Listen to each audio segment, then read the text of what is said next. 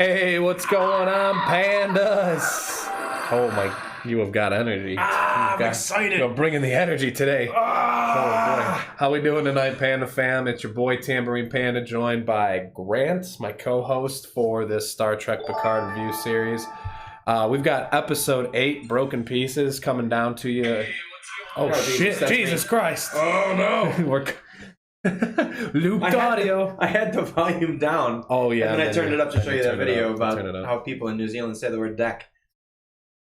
And we won't say any more about that. Anyway, we're back tonight with episode 8 review, Broken Pieces. I've got to say, for me personally, after last week's episode, this was a nice refresher of good writing as opposed to not good writing. Yeah, well, there was some issues with last week's episodes that they even fixed with this episode. Agree, yes. So agree. In retrospect, we might not dislike episode 7 as much. Correct. I should probably go back and watch it now, knowing what we know after this episode. So knowing what we know now. It's a very, very good. Whoa, we got Turtle Tummies coming in with the like and the 150. Zen, is it going live? I'm not sure, Toshia. When is it going live? Zen. I'm not sure. Zen? When? I think maybe when is it going to... Hey, what's up, Gabby? Good to see you. Thank you for the like. We got Turtle Tummies coming in with the like and the 150. Thank you for the like on the stream. We got Lady Panda with the like on the stream. Thank you guys very much. So we're here talking about the Star Trek Picard show, episode 8, Broken Pieces. We left it off last episode where Picard had gone to Nepenthe to seek some refuge with an old friend, first officer, Riker, number one. So who am I with? This is my buddy Grant. He's my co-host for this podcast. This is episode 8, so we've been doing this for 8 weeks now. Been knowing this panda since he was not but a panda cub. Indeed, yes. Just rolling around in bamboo sticks and playing all day. That's what it was back in the day. Back in the good old days of panda youth. I don't know what I'm saying right now. Josh, thank you for the iNotify. And how many minutes is episode 8 out? It's out already. It's on... It depends on where you are. It's on CBS if you're in the States. Depending on where you are, I believe it comes out tomorrow. It comes out on Friday overseas on Amazon Prime. But I think it comes out at like midnight at wherever you are. Right. I think. I'm sure that's how it works. I don't live overseas, so I can't confirm this. We can only confirm that it comes out sometime around 2 o'clock Central Time in the States on CBS. I also think that you can find episodes now on YouTube, if I'm not mistaken. If I'm not mistaken. Yeah, so she's, hello, buddy. Hey, buddy. Hey, buddy. So yeah, anyway, we're going to get into the episode 8 review. Again, last week we left it with... Picard and Soji beaming out of Nepenthe after visiting an old number one. And I'm beyond impressed with your ability to remember names of aliens and other worlds. I have notes. Regardless. I have notes, and I try and commit it to memory. No, you do good. You do much better than I do. Wanna do this. This is one of my broadcasting weaknesses. I'm trying to do good with this podcast. Anyway. It spills over into football. Right. Because when I broadcast football games, I'm like, yeah, 12 down there. And then my play-by-play guy is like, oh, you mean Rock Ritter? Toshia says, I only liked episode 1 and 3. They're stretching it very long, like milking everything. Oh, I would feel like some of it's kind of rushed. Well, yeah, I do feel like some of it's kind of rushed where they're throwing a lot of stuff. Like this episode, for example, they threw a lot of stuff at us for an episode 8. A lot of exposition. I would agree with that, Toshia. Toshia, so the thing with this is, they've got a tall task, and we've talked about this in previous podcasts as well. So this is the first Star Trek that we've seen that is further progressed in the timeline than 2009's Star Trek, and that was just the very beginning of it, where Spock ends up going back in time where he's trying to save Romulus. That was all we saw, and that was all we knew, other than what we saw in Star Trek Nemesis, which came out in 2002. So we had 2002, 2009, so it's now been 11 years. We don't know what's going on in the prime timeline, and so they got a lot of things to do. They got a world build, they have to move the plot, and they have to catch us up on characters and introduce new characters all at the same time. Sure. So I get what you're saying. Sometimes it does seem a little bit labored, but it's also kind of necessary if you want to fully develop what's going on. Sure. By the way, cheers. Cheers. our apple juice of the evening. Well, Gabby, we appreciate this. Yeah, Gabby, thank you so much for coming on and watch Star Trek, but you're cool, so I'll watch. And Panda's okay, too. Well, you were talking to me. Thanks. She was talking to you, not me, so. She says I'm kind of cool, too. I mean, you support the page, Gabby, so I appreciate that. By the way, Josh, like a pretty awesome person. Thank you for the like and the double share, JD. Thank you for the like on the stream. I appreciate that, fellas. Thank you all so much for joining us. Toshia, to kind of piggyback that, I do feel like they've had a lot of episodes with exposition. This one is one of those episodes, but I felt like this one, as opposed to other ones, was kind of the wrapping up of the exposition through the season, where we got a lot of finality to store character development arcs throughout the season, namely in Rios. Girardi, we finally get an explanation for in this episode. Soji is kind of discovering more about her past and the fact that she's a synth and maybe she's not the only one that was created, her and her sister. Yeah, and we talked about this pre-stream too. Rios is our favorite character development in this episode because basically to this point we've done no exploration of his character whatsoever. Except for little crumbs that they drop, like, oh, was Captain, Ibn Majin, or Majin. Well, there was already one legendary captain whose brains were splattered all over a bulkhead. Yeah, like that's pretty much. It was all teasing and foreshadowing. Sure. So in this episode, I felt like hey, what's up, Nikki? Good luck, Pan. What I can't watch. I'm working. I'm sorry, Nikki. I'm sorry. I don't have any thirsty boys in chat for you today either. I don't think so. I could be thirsty. For sure, buddy. For sure. Listen, Nikki, we've got good news for you though. You don't have to watch it live. You can catch it live, or you can catch it later on his Facebook page. We also throw them up on YouTube, too. I do, yes. There's many places where these can be seen after the fact. So if you really want to come back and learn about Star Trek Picard Episode 8, we got you come back and watch it. You can do it whenever you want. You can do it a year from now. Absolutely. I like Star Wars. I've just never taken the time to watch Trek. I'm a big fan of TNG, personally. I like Kirk, like the original Star Trek, but like... that was a different time and a different era and a different age. Yeah. You have to take that for what it's worth. If you tried to launch something like that now, it would be hot trash. If you tried to launch Next Gen now, it would be hot trash. Everything needs to be viewed through the lens of its... the time that it's being... Yeah, correct. Its era. Its era, sure. Yeah. That's a good way to put it. So yeah, I'm a big fan of Star Wars too. If you like Star Wars, you probably like the character of Rios. He's very Han Solo-y. Yeah. Like throughout this entire season. Yeah, although I feel less so now that we know more about him. True story. Especially we'll get into this as we go through the he's not the quite review. as haunted as Han. Han's a little footloose and fancy free compared to Rios. Yeah, that's. I think he wants to portray that, but doesn't. Gabby says, "I'll be a thirsty boy for her." I can't see her comments, but hey, girl, you look cute. Hey, girl. Very nice. All right, so we're gonna get into it. I've got a little clip slideshow up in the upper right-hand corner up there. I have such a bad time with spatial and spatial shit. Anyway, yeah, up there where my buddy Grant's pointing. So we'll go through the clips. The first scene that we get going on into this episode is we get a nice, beautiful shot of space. And I've always held that this particular the final show... frontier. The final frontier. But I've always held that this particular show's one of its strong points has been its cinematography throughout the entire season. Yeah, it's been beautiful. And these first couple of scenes, again, don't disappoint. Not in the least. In the least. You know what else is not disappointing is this delicious pizza. I know. It's not disappointing at all. We also come right after this space scene to, we get a flashback, and that's kind of been a predominant theme throughout the season. It has been flashbacks or dream sequences. To start an episode, yep. Right, we got one with Soji, we got one with Picard at the beginning, and with Data, and then pretty much the rest have been filled in with flashbacks. Yeah. And it's again, Toshia, maybe to your point,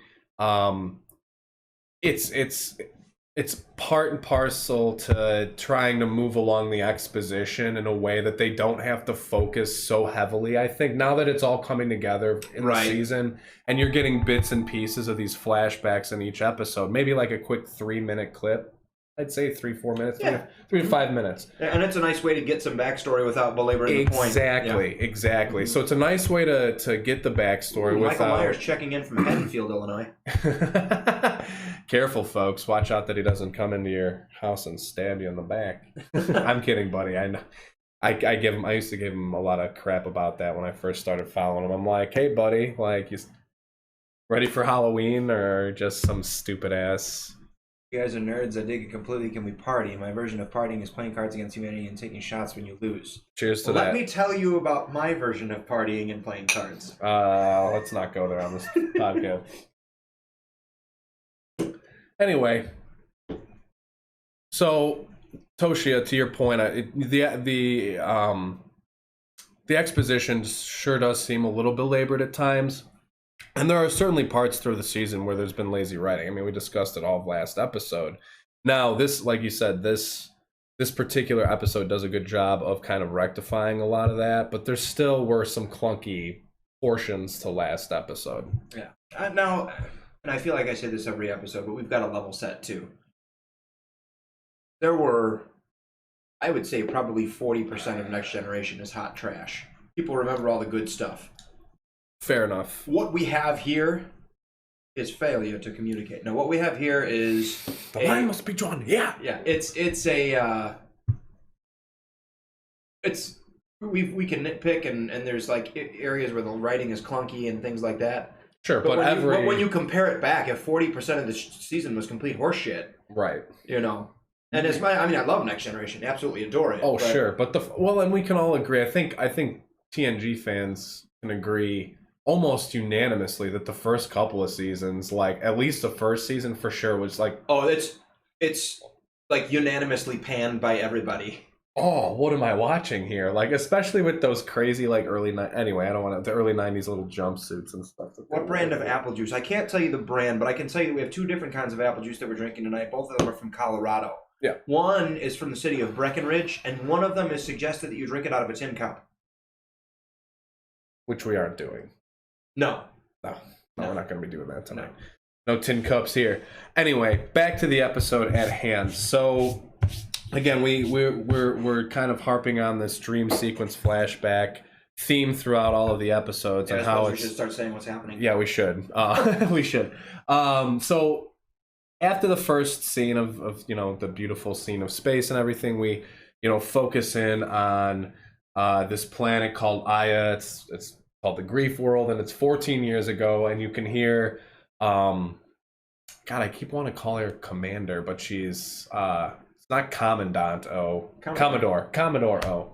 God, I keep wanting to call her Commander. Anyway, so we get Commodore O's kind of voiceover as she's talking about like the destroyer, and they call it the admonition and like all these very technical terms about it, and it's these Romulans that are all gathered around this circle of like energy or beam of light or what looks like a beam of light. Some crazy. It's whatever that thing is. You can see it. You can see it in the picture right there. You can see it in the picture.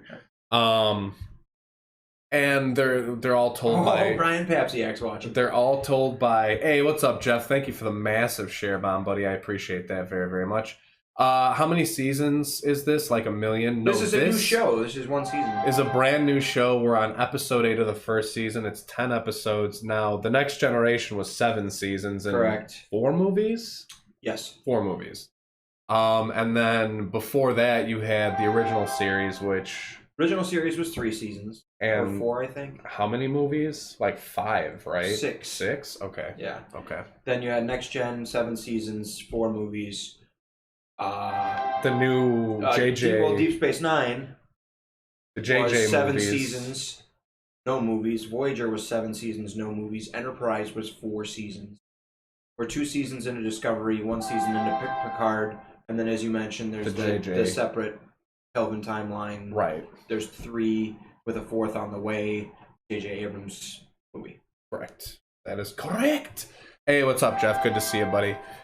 So anyway, we're in this flashback sequence 14 years ago, and you get Commodore O's voiceover talking about this admonition and how they can't let this happen again, and that she's referring to synths kind of rising to power and evolving, and I guess essentially destroying people way back. We're talking like 200, like hundreds and thousands of centuries ago is when this originally happened, and somebody left this warning there for people like, hey, don't do what we did.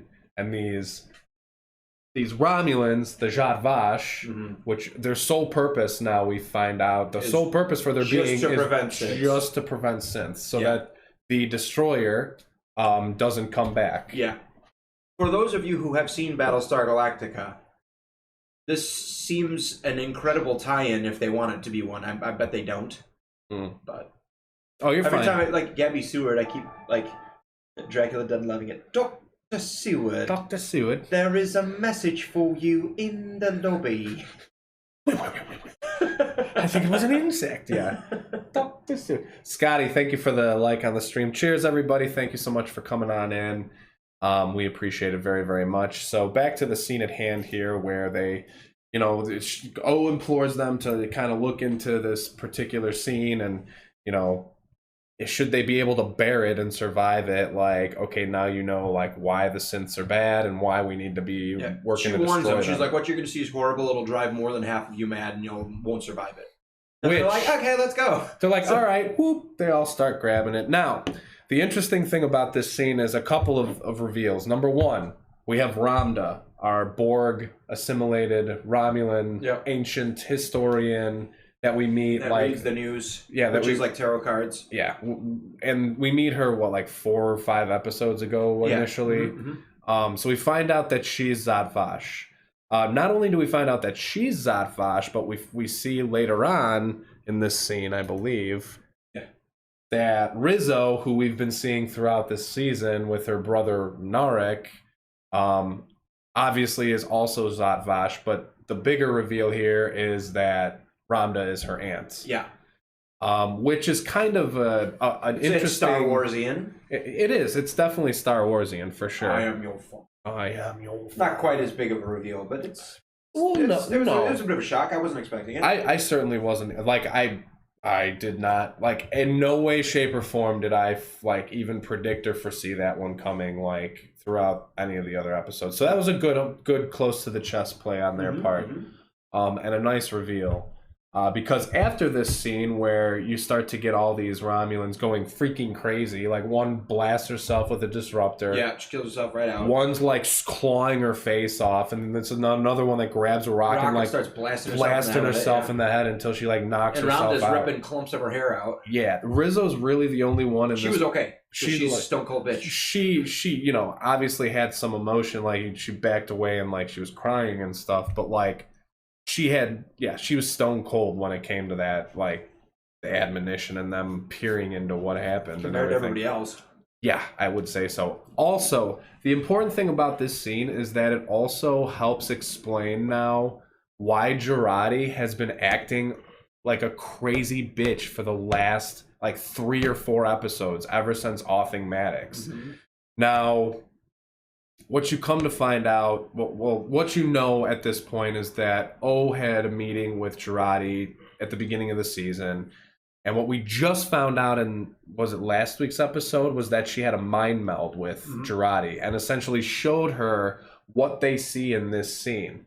Now, when you think about all of the Zhat Vash, like this super subterfuge group that is supposed to be a bunch of badass, like mentally like when I hear Zhat Vash, I think, especially because they're like a subset of the Tal Shiar, who are like badass, like Navy SEAL-esque, like Navy SEAL Black Ops, like you're Black Ops, exactly. So when I hear Zhat Vash is a subset of Tal Shiar, like I immediately think that these Although, did you notice anything about who was around that circle? No, actually, I didn't. All women. I did. Okay, then yeah, actually, I did notice that. That's interesting. It didn't ding to me until you just mentioned that now. I just kind of thought about it for a second right now, because I was like, is the Zhat Vash all women? But no, because Narek is in it. Yeah, that's true. So I don't know. Maybe only women can see the vision? Possible. I don't know. Possible. It's also interesting that Jurati is the one that they chose, that O chose to infiltrate. Well, she had a little bit of insider info. True. Yeah. True. So it's just kind of a testament to I've said Jurati has seemed like a very complex character, probably the most complex in the entire season. And we've seen that through the last few episodes. And like I said last, find out why. like I said last week, like I just don't like her as a I just don't like her as a person. Like you stone cold kill your lover, but then you come to understand like she gets mind melded with all these visions that the Zhat Vash see here, and some of them are clawing their face off and killing themselves like on the spot, and Girardi somehow manages to stave all of that off. Yeah, and she's not even a Ramalama Ding Dong. And she's just a regular human. Not even a Ramalama Ding Dong. She's and just not a particularly like strong willed. It's not like she's got like super high pain tolerance or like super intestinal force. She's just like a regular girl. She fits the nerd trope. Yeah. Very well. So, and I actually dig this too. Somebody pointed something out to me last week, right? And it's like a lot of times in Star Trek, when you have a badass woman, she had to undergo some trauma to make her that way, where that's not the case with the dudes.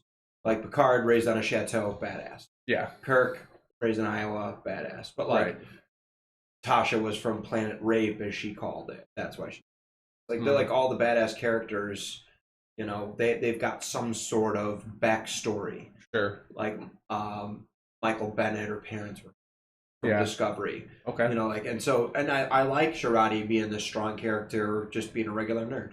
Yeah, it's kind of nice, actually. It's kind of nice. So anyway, we get this scene, it ends, and then we flash forward to present time on the Borg cube, which we end up seeing a lot of in this episode, but I think they do a very good, like, now that Soji and Narek's stupid little love thing is done with, although we know why Narek did that, to manipulate her and get the information where the synth homeworld is and all that stuff. But now that that story is played out on the cube, like, I feel like the cube scenes are much more impactful in the episodes now, especially because it's Elnor and we'll find out.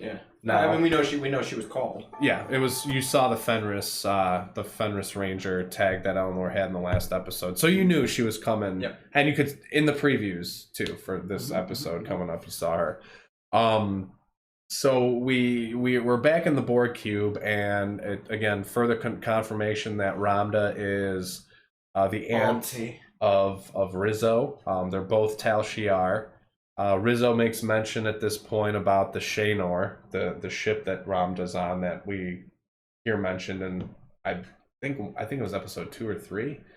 That Ramda happened to be on, that the Borg assimilated and all that sort of stuff.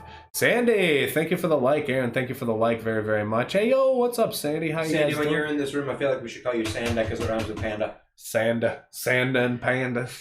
Sanda's coming in. She's part of Zodiac 2006, another streamer that I don't know what watch and support. Oh, okay. Streamer that we watch and support, Lady Panda and I. Anyway, so Rizzo makes some sort of witty comment about how they, the Borg assimilated the wrong ship. But however, it is interesting to Well, no, did you catch what she said there, though? I think I'm going to get there. Okay. It's interesting. I think this is where you're going. It's interesting to note that Ramda's immense amount of grief literally like deassembled. It ruined that branch of the collective. Yeah. Like ruined them. Like in a day, like her immense grief over like what she had seen and everything ruined that collective, which is insane to think about, man. Yeah. Like it's like, tell me about what you're thinking, and then you tell me, you're like, oh god, that's fucked up. Oh god, oh Jesus. Yeah. Like, so again, this kind of reaffirms just how strong-willed Girardi is. Okay, Sandy, after you watch it, come back and check us out. You can find it here or on YouTube. Yeah. Don't want to spoil anything for you. We do a very in-depth review. David, thank you for the like, and Sandy, thank you for the share on the stream. We do a very in-depth review where we reveal spoilers and all that good stuff. So if you don't want to catch spoilers, come back, watch this later. It'll be on YouTube when I get when I get more storage put into my computer here, hopefully soon. I'll be recording these so that I can put them up in high quality on YouTube as well too. So yes, on the tube of all views. So, but again, this is just further affirmation in these first two scenes. Like, okay, maybe we should cut Girardi some slack here because like Ramda saw this, and then her grief essentially destroyed an entire Borg like mini collective. And like all of these other Zhat Vash, which you would assume are very mentally strong-willed people, like start offing themselves immediately after they see this. So it's a little bit of a, I don't want to call it an out for Girardi, but it's kind of a clever way of writing.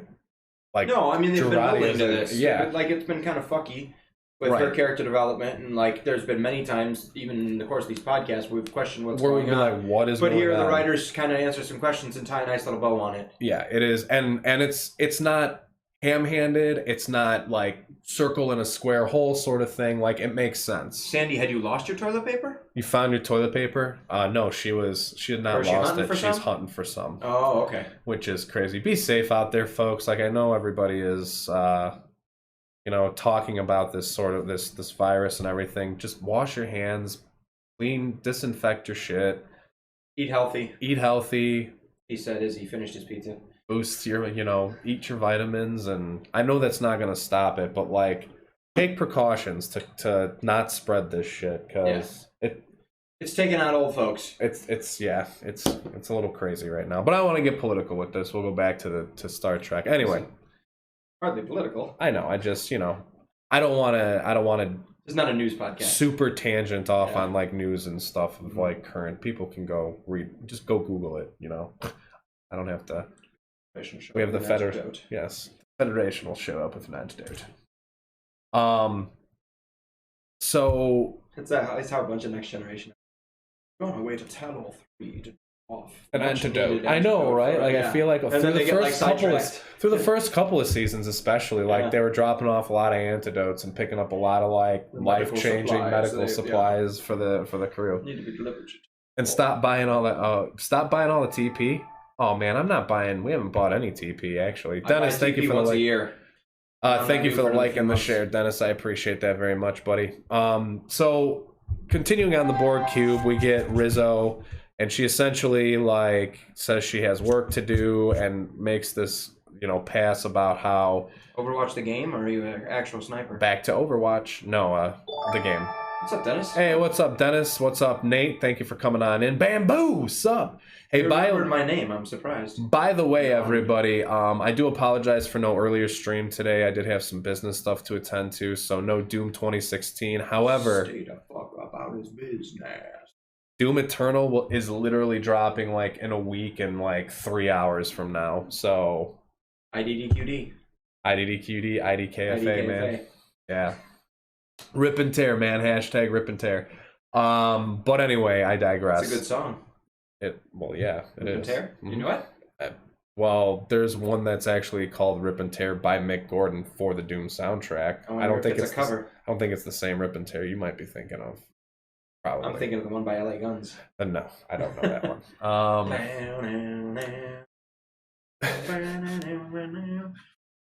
one. So further along on the Borg cube here, we get Elnor. Rizzo essentially communicates with her security people and is like, "Oh, have you found the freak yet?" They're referring to Elnor because, as you all may or may not know, he's stuck around on the Borg cube after Picard zipped out of there because he found a cause more lost than Picard's, is what he says. Yeah. So they find him. He starts fighting like a badass. Now, I will say this about Elnor.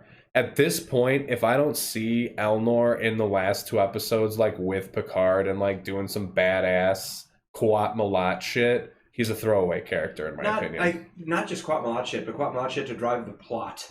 Yes. Because he's been there, and we've seen 3, I think, badass fight scenes with him, but part of it was just the plot to get him. Yeah, I know. That was one of them, and then an entire episode. One of them was he's covering Picard's retreat, which I don't think was necessary. You could have just followed him in, right, in the Queen Cell, and then this episode where he's fucked until 7 shows up. Exactly. Now, I will say this: there is hope for that happening, where he gets more action in the next couple episodes, and we'll explain why as we go along here. But 7 of 9 ends up coming and helping him out. He gets. Hi, Daniela Gazzano. Hey, what's up, Daniela? How you doing? It's cool. The flood shall acquire the marker and destroy us all. I don't know what that means, Nate. I'm confused. It's not the flood. I think he might be referring to Halo, actually. Little Halo reference. Flood or the Borg. They're like alien race that assimilate everything in Halo, basically. Oh, and make them assimilates everything called Borg? No, they're called the Flood. Oh, yeah. Yeah. All right, Chief. I can't wait for, let's see, the original one just came out. I can't wait for the rest of that in the collection, and then Halo Infinity at the end of the year this year. Unfortunately, I am the only Trekkie in my house, so I haven't watched any of the episodes. Is there any mention of Q or the Borg, since both seem to plague Picard through the TNG series? Yes. Shit tons of the Borg. We haven't seen it yet. Every episode there's Borg in every episode, whether it's reclaimed Borg or XBs as they're referred to, or we get 7 of 9 through a couple of episodes. We get Hugh, the Borg from TNG, in a few of the episodes. I won't tell you. I won't tell you anything about Hugh's character. We get 7 of 9 from Voyager. We won't really go into much about what she's done through the season, because I don't want to spoil anything for you if you want to watch it. Or you can go back and watch the podcast again. But a lot of Borg, no Q. No mention of any Q or the Q continuum whatsoever. But we're still on trial. But we are still on trial. Remember that. Which is an interesting thing to think about with the Mars attacks and everything. Like, how do you think the Q continuum views all this? But it wasn't humanity. True, it was the Romulans. The Romulan ding-dongs. Romulans. Interesting to see what they would have to say about this. Yeah. The marker is from Dead Space. I was way off. Good. Fixing our registry. Forgot it was Picard night. It's Picard night! Hell yeah, it's Thursdays. Jean-Luc Picard. Jean-Luc Picard. Anyway, so 7 of 9 busts in because he communicated with her in the last episode. He paged her. The Fenris Ranger. He hit her beeper. Taggy, communicated with her, hit her pager. So she's there. She helps him out. Up into the sky, and 7 was like, "I'm here for you." Uh-huh. Anyway, so she busts in and helps him out with the fight and everything. Like, he gets blasted and blinded with like a flashbang or whatever at the beginning of the fight. He drops the tag, which is important later on, shortly there after this scene. She busts in, helps him knock out all the rest of the Romulans. He runs takes up out to a her. guitar and rocks out too. Yeah, she's I'm 7 to 9 and That's exactly what happens in this scene. Not at all. So what does happen is Elrond runs up to her and hugs her, basically thanking her for coming in and saving his ass. She's like, "Oh, this is weird." She's like, "What the hell's going on in this Borg cube? Where's Hugh? Like, what's the dilly-dally on this shit right up in here?" So Elnor, I keep wanting to call him Elrond because he reminds me of Legolas. Reminds you of L. Ron Hubbard? No. Elnor is very similar to Elrond from the Lord of the Rings. And There's then we Elrond also... in Lord of the Rings? Elrond. There's an Elrond, not Elrond like L. Ron Hubbard. Right, exactly. Okay. Elrond, and there's an Elros too. But we call him, what'd you call him earlier? Romulus, because he reminds you of like Romulan Legolas. Yeah. Anyway. I can't take credit for coming up with that either. Anyway, so he runs up to her, he gives her a big old hug, and she's like, "What the hell is going on in this Borg cube?" Technically, isn't Picard part Borg from that one episode where they kidnapped him? Yes, they do touch on that quite a bit in a few episodes. Yeah, I'm not going to say anything. Just understand that they do pluck on that plot string from TNG a few times through these episodes. Picard will always be linked with the Borg. The Queen makes a point on that once with Picard. Then when she has the first combo with Janeway, she makes a similar statement about 7. Well, we're going to get to that's that, actually. I'm actually glad you brought that up, Nate, because if that's truly the case where the Queen mentions to Janeway something specific to that effect of 7 of 9, then maybe it explains what happens in this episode with her. That's what we call a tease there, guys. Tease. That's what we call a tease. Anyway, so Elnor basically tells her what's going on.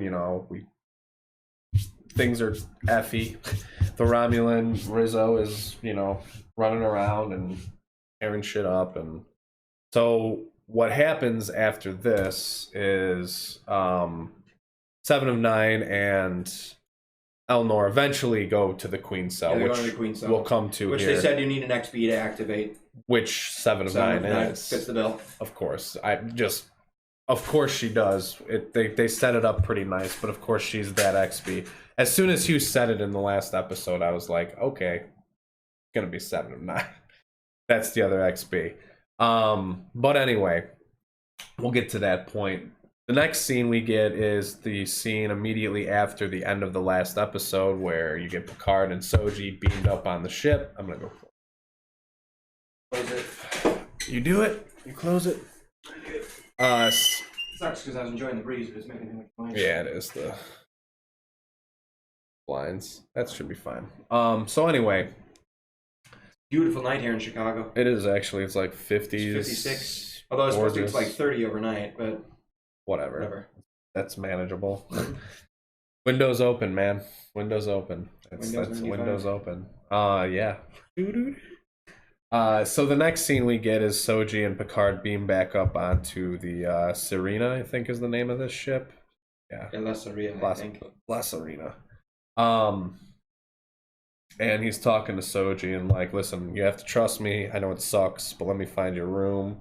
We're gonna figure this out. And then Picard says something about like laying in a course to Deep Space 9 or 12, not Deep Space 9, Deep Space 12 with Rios. And he catches a glimpse of Soji, and you can tell like right away that he's like haunted by something in regard to like her, Soji specifically.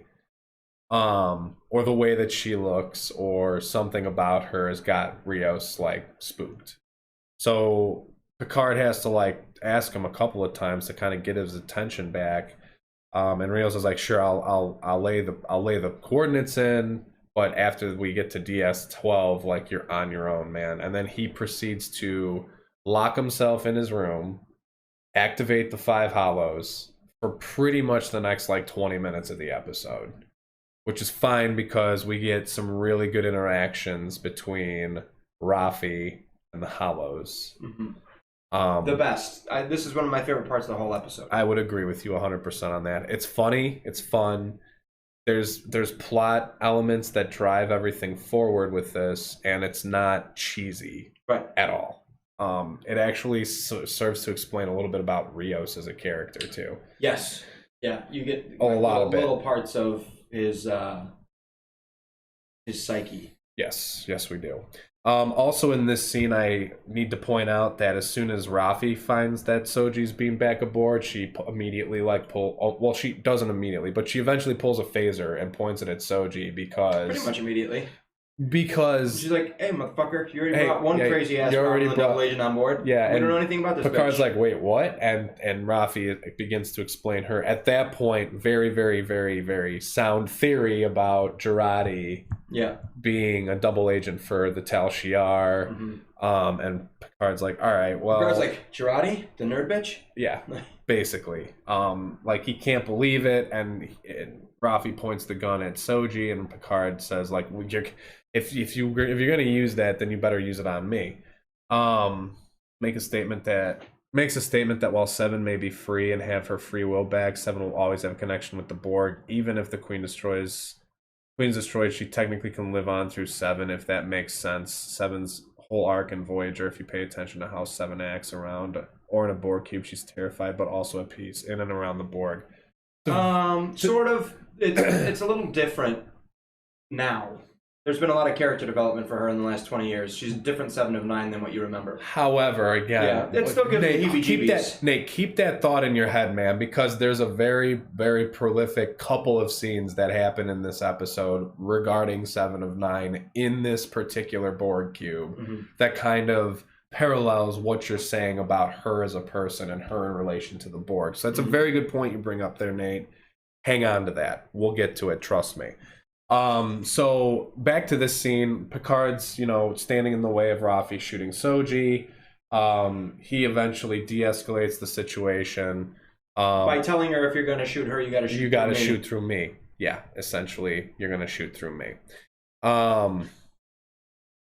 So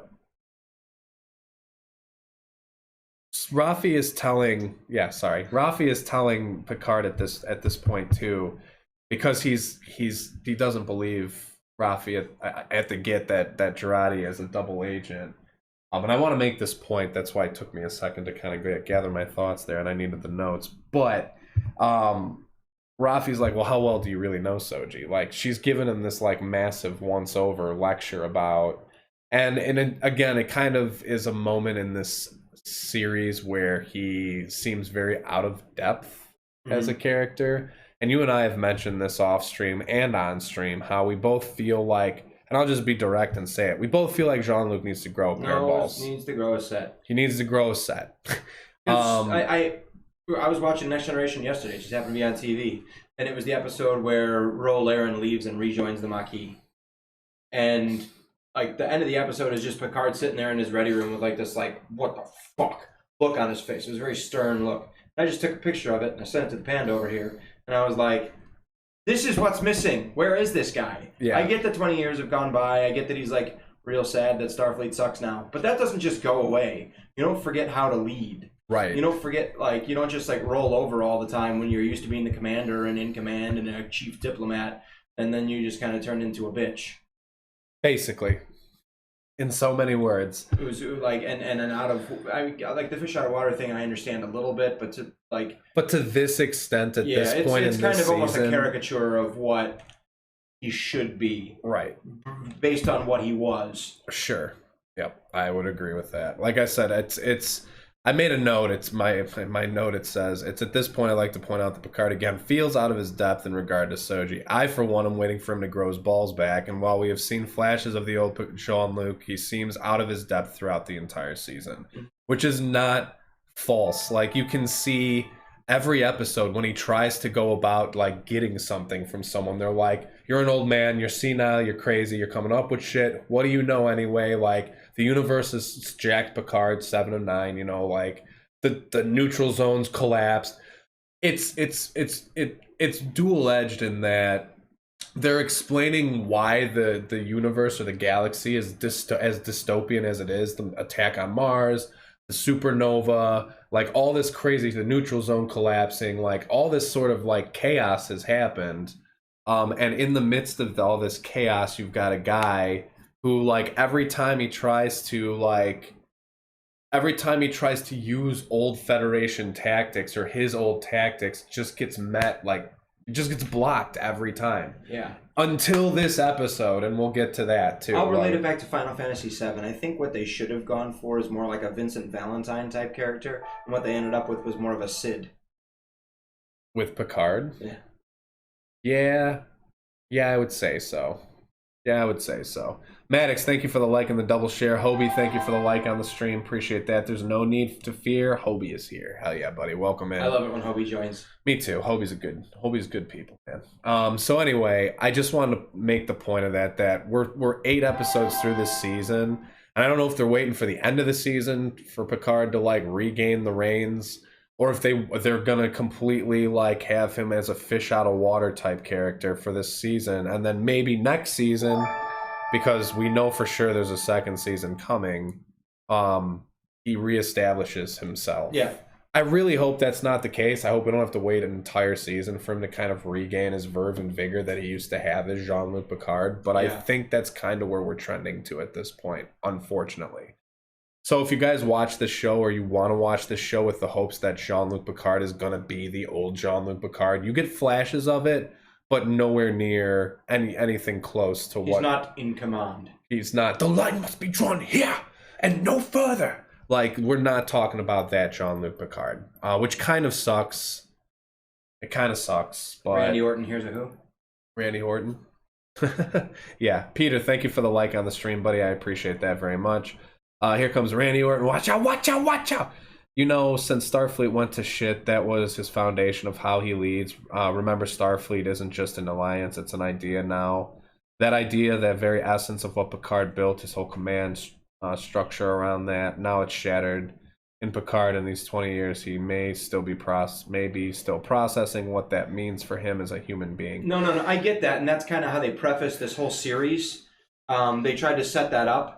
But it doesn't come through in any of the writing or any of the character dialogue. No, it's season. Just like I said, you don't forget that.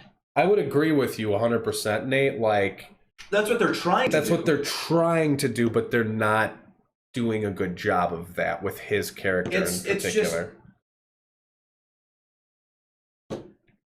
Yeah, he questions himself. I get it. That's fine. He might not be as confident, but you're not going to be a bitch and roll over all the time. True. Also very true. Every turn until this episode. Yeah. Pretty much. Again, I agree with what you're saying, Nate, and in theory I think that's what they're going for with his character, but they've not really translated it into the writing very well, in our opinion. It's 10:30 and I'm tired. Well, I mean, you can go to bed, Hobie, if you want to. East Coaster, Hobie? Hobie, yeah, he's an East Coaster. Maddox, thank you for the Panda Fam sticker, buddy. We appreciate that. So let me move this along here. After we get the scene with Rafi and Picard and Soji, where Rafi threatens Soji, Picard de-escalates it very quickly and without any kind of hassle or bloodshed. Yeah. Which, again, there's your TNG nod. TNG fans. He talked his way down. He talked his way out of it. Rafi gave him the business. But he, got out of it. So they go and see the, sick bay or wherever Jurati's being held in. And, we've got this holo that's telling Picard, yeah, she deactivated me, and basically took Maddox off of all the things that were, keeping him going. And Picard's like, well, she was, depressed and grieving and blah, blah, blah, blah. And they're like, nah, she murdered the bitch. She murdered Maddox. She murdered him, man. Not our Maddox, not the Maddox that's watching the stream. Not our Maddox, a different At least we Maddox. hope not anyway. We hope you're still alive. Yeah, we hope you're... I mean, you just threw a sticker up there, so I would assume so, but you never know. I hope you're still alive, Maddox. Hopefully. If anybody named Dr. Jurati comes, run. Run. Yeah, if you see anybody named Jurati in your life, just run away from him, buddy. So yeah, we get this scene where they're kind of all hearing, or Picard's hearing the explanation as to, what happened. Rafi goes, yeah, as soon as that Viridium tracker was gone, we lost our tail. That's a fact. That's not theory. So I think Picard at this point has come to the acceptance that Jurati did, in fact, kill Maddox. You didn't. You did. You did. So, after this exchange, we get Picard going back to his quarters and communicating with Admiral Clancy, the admiral from the first episode that basically She's in charge of Starfleet. That basically told him to jog on with his theories about Romulans and infiltration and the Tal Shiar. And now he basically, this entire scene can be summed up with one phrase. Picard telling Clancy, I told you so. Yep. And Clancy being like, shut the fuck up. You're going to get what you asked for. They're going to meet you at DS-12 and out. She basically, tells him to go F himself. Shut the F up. She literally tells him to shut the F up. And he's like, I need a fleet. Enough of your talking. You're gonna shut up and you're gonna listen to what I have to say. I need a fleet, and I need them now, and I need them here. And she's like, Jean-Luc, shut the fuck up. You're gonna get it. Now get out of my face.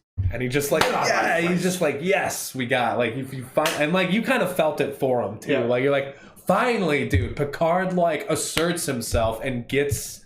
Again, this is what we're talking about with the flashes of the old Picard. You see it, you can see it, and you can see it a little bit more consistently over the last couple of episodes. As he gets his space legs back underneath him, I suppose.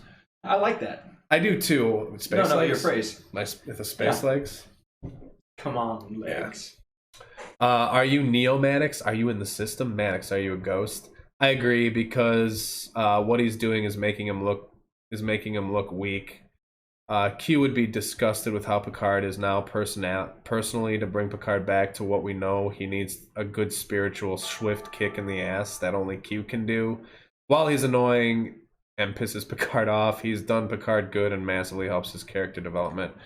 As crazy as Q can be sometimes, I do think that Q does push Picard to question boundaries.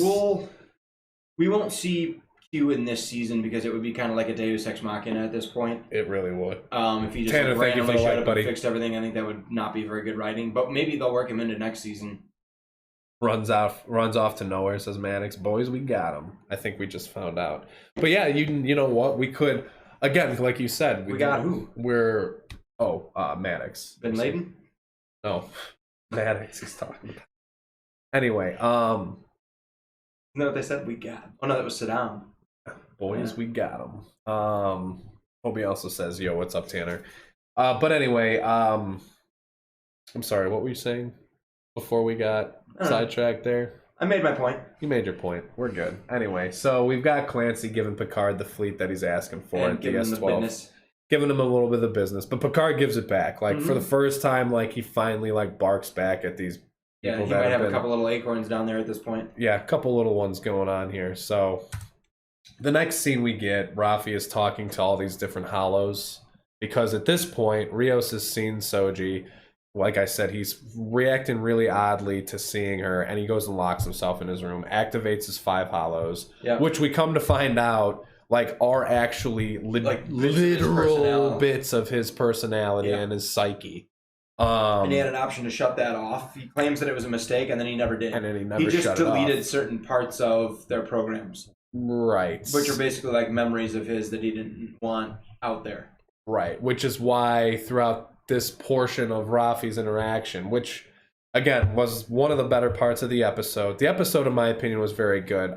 At this point, after watching it another time and talking with you about it, perhaps it's not quite as good as 6, but I'd put it really close up there for 6 with me. It's a different type of episode than 6 was. It absolutely is. It's not action in an action sense, it's action in an exposition sense. And one that moves the plot. Exactly. And develops the characters. And quickly along, too. It may be, to some, it may come across as a lot of things at once, but if you've been paying attention to the season, it's not, like, this stuff is not surprising in this episode at all. Like, none of this stuff is like, when I was watching this episode, there were a couple moments where I was like, what? But there, like, for the most part, I was like, this all makes sense. No, it ties a lot of bows on things that we've been questioning thus far. Hollows are in bleach, JK. Hey, bro, I got it all finally set up. The rest of the way, had to work around the brace on my crutches, which suck. Would be a massive mindfuck for Picard to ask Q to reverse the Mars disaster. Q naturally refuses, but gives him a glance at what would have been to prove a point of why Picard needs to stay on the path he's on. That would be something Q would do.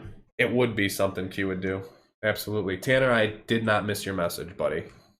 I got it.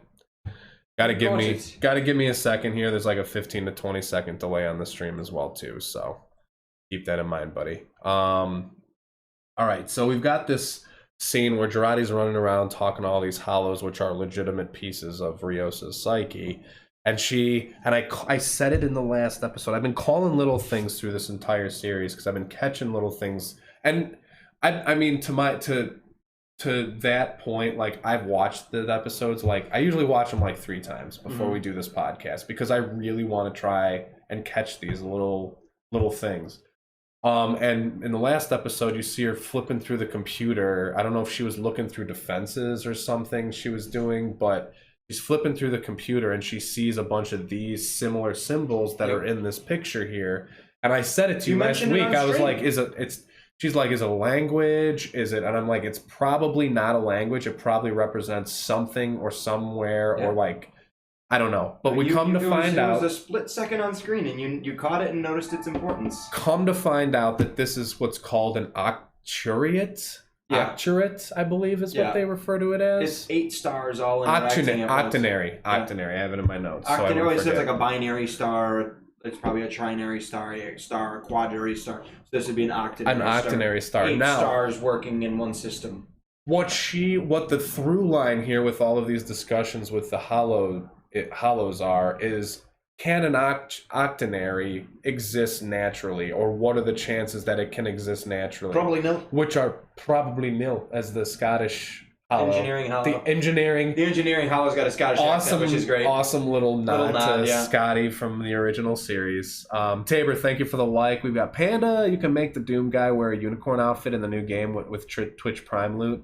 Also, I can't find any toilet paper in my town, and I'm ready to Anakin Skywalker everybody. Everybody with their toilet paper issues, man. Like, this is insane. I had plenty going into this. I did too. So I buy it once a year. We're doing all right. So, toilet paper. Which is your favorite episode? My favorite episode is 5. Ours was 6 collectively. 5. 5 at the end of 5. 5 was Starter City Rag.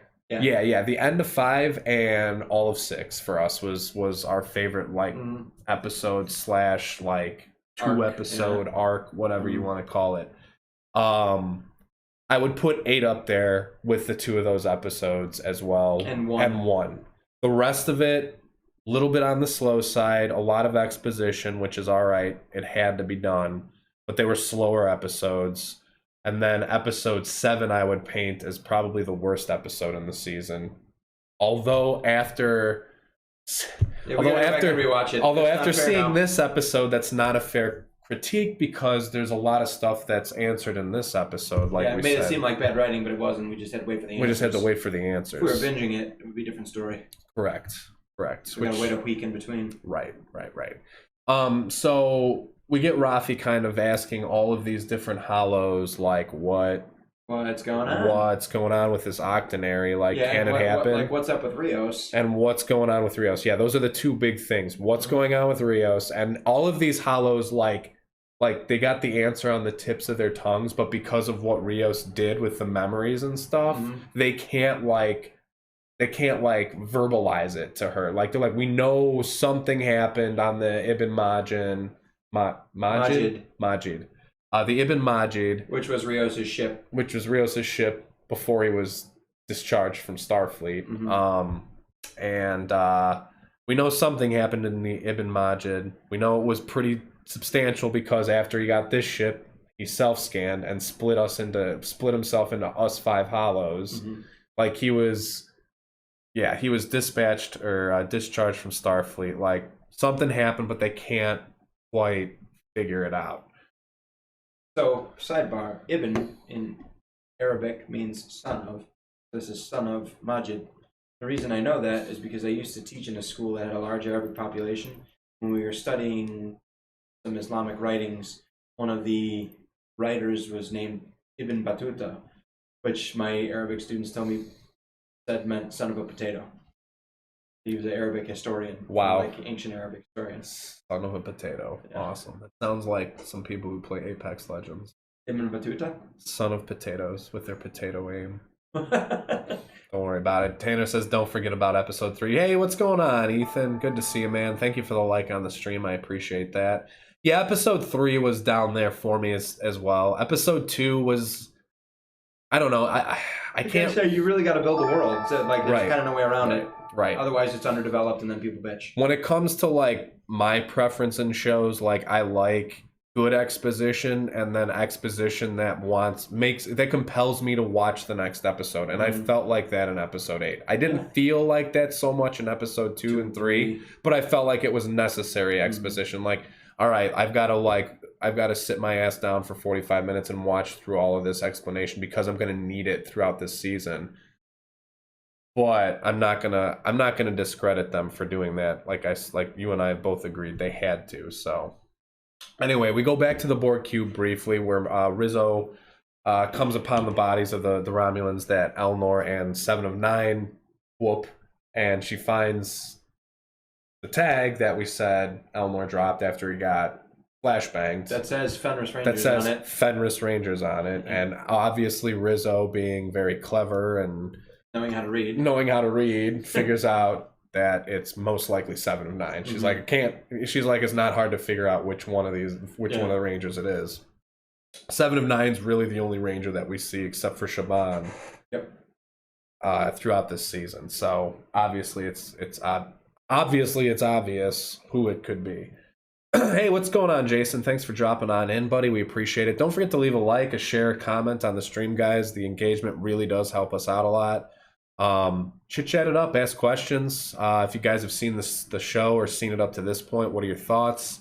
What are your opinions on it? We're trying to give it as fair and consistent of a review as we possibly can. We are Star Trek fans, but we're not fanboys. We're not going to shill for it. We're going to call out its poor and shitty writing when it does have poor and shitty writing, and we're going to praise it we're going to praise it when it does good. And we feel like this episode was a good stroke, for the season. So, sounds like it's going to happen later tonight. Anyway, so we are still in the Borg cube, and Peter and Elnor and Royal and I Royal and I was going hard on Warzone today. Yeah, Royal is. I think Royal is addicted. I think he's fallen down that rabbit hole. Punisher Warzone? No, it's Call of Duty Warzone. It's new battle royale that's out that everybody's like super duper hyped about. Yeah, yeah, geeked. Super battle geeked royale. You know where I heard it? Where? On this guy's stream. Oh yeah. Same Tambourine Panda. I was watching it the other day. Oh, I'm not particularly geeked about Warzone, but a lot of people you said on the stream. That's how I knew that it existed because people were asking you about it. Right. Yep. Indeed. So anyway, back still on the Borg cube, Elnor and 7 of 9 have made it to the Queen cell at this point. And because 7 of 9 is technically an XB, she can access the Borg cube as we saw Hugh do in the last episode, or 2 episodes ago at this point, I think. 2 episodes or last up? 2 episodes. 2 episodes ago, because he gets aced at the beginning of the last episode. That's right.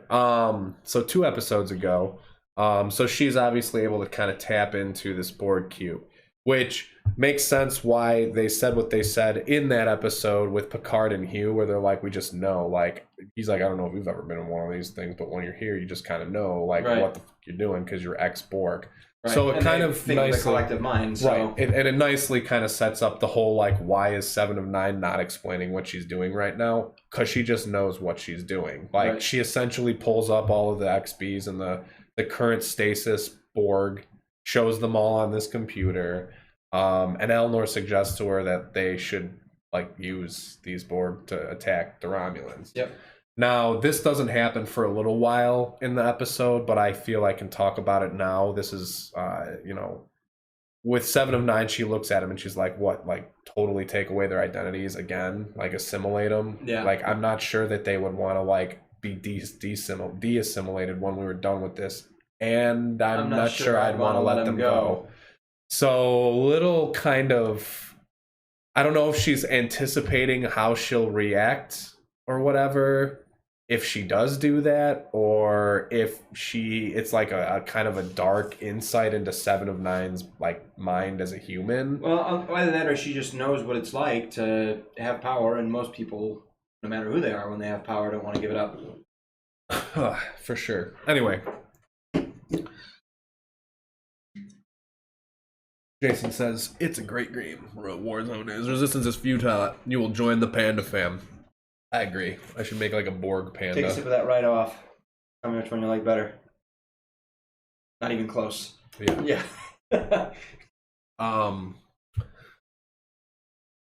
We'll get back to 7 of 9 in a second here, because her shit's really epic. What she does do here is she activates the self-repair drones. And you and I were talking about this just before we came on tonight. Yeah.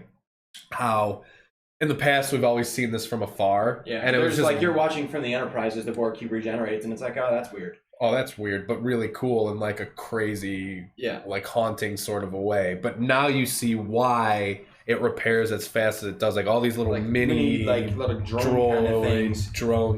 They come out and just immediately start like patching everything. It was really neat to see up close. It was. I thought that was cool. Very, very. Again, cinematographically, this show, you like that? Cinematographically, this show is definitely like second to none, man. Like they really do a very good job of capturing some pretty beautiful looking shots. Yeah. And I'll show you one soon here. There are several. There are a few in this episode. They're very good shots. So we go from the Borg cube and 7 of 9 kind of almost like reactivating this is what she's doing. She's reactivating the Borg cube at this point. Mm-hmm. We go from that back to the ship that Picard and Soji and the gang are on, and they kind of have this back and forth. And you and I both kind of thought, like, for me, it was kind of an intangible feeling, and you kind of put a more, I guess, concrete explanation behind this. For me, like, this whole scene for me, it seemed a little off. Like the exchange, like it was touching, but it wasn't as touching as you think it would be. Correct. With Data involved. Yeah, no. I thought that, I don't know if Picard's holding back or if it's just written like shit. Maybe he's holding back because I mean you never really see him get too emotional in TNG either. I mean, but let me set him off. Let me rephrase that. Set him off, but you don't ever really see him get sad. Hard. No, not at all. You know, and this. I think that's kind of maybe that's what it is. Maybe what we've been seeing is sad Picard through this entire season. And like Sad Panda? Yeah, like that's supposed to be Sad Panda from South Park, but it's sad Picard. That makes me a sad. Yep, exactly. And like I feel like that's kind of like he has that like dejected down, like head down kind of look on his face. So like, he's haunted by the death of Data, and I get it, but like true. So you would think that a scene like this where Soji and Picard are discussing specifically Data. Yeah.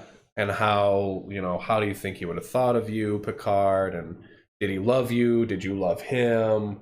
What would you want him to say about you if, he survived you instead of you surviving him? And he gives his Picard answer, and she is like, he loved you. Yeah. And then we get like not much after that. Just like him like Yeah. Basically that's, we get not a lot. And like you said, maybe he's holding back, or maybe it's just poorly written. Yeah, I mean, it's an opportunity for him to kind of pour his heart out. It really is. And he doesn't. Yeah. At all. No. Like, well, that's great. Yep, exactly. Resistance is futile. You will join the Panda family. Oh, I already read that. Yeah, you read that one. Sorry. So what's next is we get another interaction with Rafi and the Hollows. And this one is the Scotty nod, the Scottish engineer. And she asks him... I didn't ken. First of all, and I mentioned this to you before we started this, big props to the guy who acts Rios. Yeah. For him to range these 5 characters like he did. 6 if you include actual Rios. Yeah, 6 if you include actual. Although I would say the pilot guy, like the gruff guy with his feet up on the table later on, like I would say that's mostly Rios, the closest. To him, yeah. That's probably why he's the pilot of the ship instead of any of the other guys. But in regard to like Rios, like the actor who acts him, like massive props to this guy for being able to not only like nail the like accents and dialects, but like then also have 5 different personality types. Yeah, he's got Irish, he's got Scottish, he's got like the American kind of stuffy, and then like the British, like almost British, like a it's not really like a British, but it's almost like a stuffy Brit, sort of like pomp and circumstance. Yeah, and then the like gruff Spaniard. Yeah, exactly. It's very big props to him. Anyway, so she talks to the Scotty engineer version of the Hollow, and she again asks about the God, I keep forgetting the name. Octonary. Octonary. Thank you. For me, it's a very odd word. Octonary, kind of like binary. Well, octonary makes sense. Binary, trinary, quadnary. I think. Quadrary, I would bet. Quadrary, quintary. Yeah, okay, I'm not going to go down that rabbit hole right now. Just understand it's octary. Septary, octonary. Mm-hmm. Anyway, so she asks him, what's the likelihood of this being just naturally occurring? And he's like, basically none. No, that's nil. No. So she starts to surmise that someone must have dragged all of these suns millions of light years away, maybe not millions, but dragged all of these suns to this particular system. Done the calculations. So it's hard to do. To get the gravity right, and then put this planet with this warning that we saw at the beginning of the episode right smack in the middle of it. Again, as a warning to people, like, don't do what we did. They wanted to create the octonary star system so that people would notice it, so that they would find this message. Again, the Romulans call that at the beginning of the episode the admonition. Like, they put this admonition and this vision there as a warning for people. Like, it's kind of crazy. And even Rafi says, I think I'm getting closer, to what this is. And the Hollow's like, and how's that make you feel? She's like, terrified. And then she immediately runs to her room, goes to get a glass of bourbon, but she's locked herself out of it. Burgundy, that's right, Burgundy wine. Good call. She goes to her room to get a glass of wine, and she's locked out. And the EMH Hollow comes out, and again, these are just very good interactions between Rafi and all of the Rios characters. This is the hospitality one. Yeah, this was the hospitality one, and he's suggesting to she asks him about Rios, and then asks about the Octonary. I think she asked about the Octonary with him too, but he's not as well versed in it as the others. He's like, I do know that Rios needs a friend. Yeah, Rios needs a friend. And you should probably go talk to him. So we get in the next scene, finally Rios in his quarters. He starts digging through his stuff. They do some cool stuff with the cinematography here, though. So, like, for example, Rios is drunk. He's been hitting the bottle, and they shoot him rolling the bottle at a Dutch angle. Yeah. So it kind of feels like you're a little bit like sideways watching the scene. Yeah, it's neat. I appreciate these things. It is very neat. You caught that before I actually did here, so that was a kudos to you. But yeah, the cinematography again, just brilliant in this show. So we get Rios here in his room, and he's digging through his stuff. And he finds his old, like a chest that he's got his old Starfleet stuff like Starfleet uniform, his communicator pins, pips are in a cigar box, along with a sketch of clearly a very similar looking person to Soji. Mm-hmm. And some other random dude, which we've speculated on who that might be. We'll tell you about that in a little bit. But Rios is looking at this picture. And before he does, Rafi comes to the door and asks if he needs to talk to anybody. And he promptly tells her to piss off. Mm-hmm. She does. I thought that was just a funny little exchange. Yeah, pissing off. And then she just dips out of there. I really like through this series, I really like the character of Rafi a lot. She's very complex. Also has kind of that mom vibe to her a little bit. Maybe because of what she feels about her son and feeling like she abandoned him. Yeah. But also I like Rios, and I like the back and forth between the two of them. You can tell the chemistry between the two actors on screen is very good. And you can definitely tell that the characters in the series have a long friendship. Like, just very well acted between the two of them is what I'm saying. So anyway, he's kind of reminiscing on this sketch, and we get Rafi finally bringing all 5 of the Hollows to the to talk to them all together. Piece together the broken pieces so that she can. Exactly.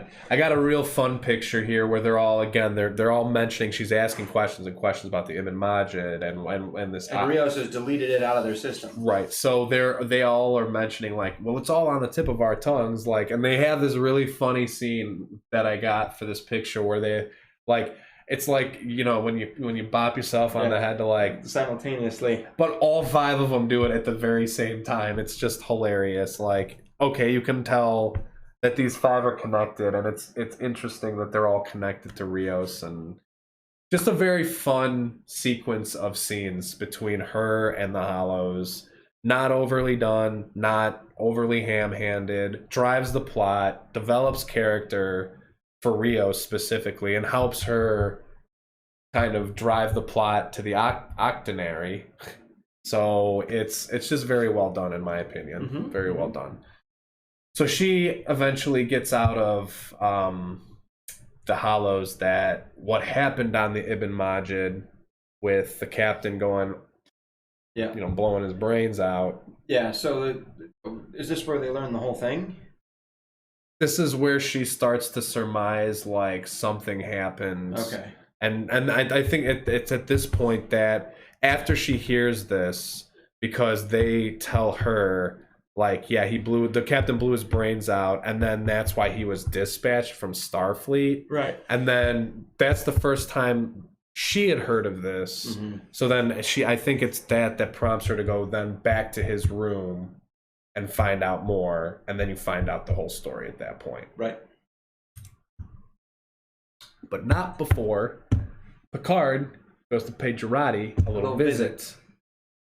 And Jurati has woken up, which we saw, unfortunately, spoiled in the previews last week, which I thought was kind of poorly done. Yeah, absolutely. Like, why would you spoil that? Yeah, no, like, she's probably dead is where you left the episode, and then it's like, oh, the preview's like, oh, hi. Hi, man. Hey, guys. I'm alive after 1 episode. Anyway.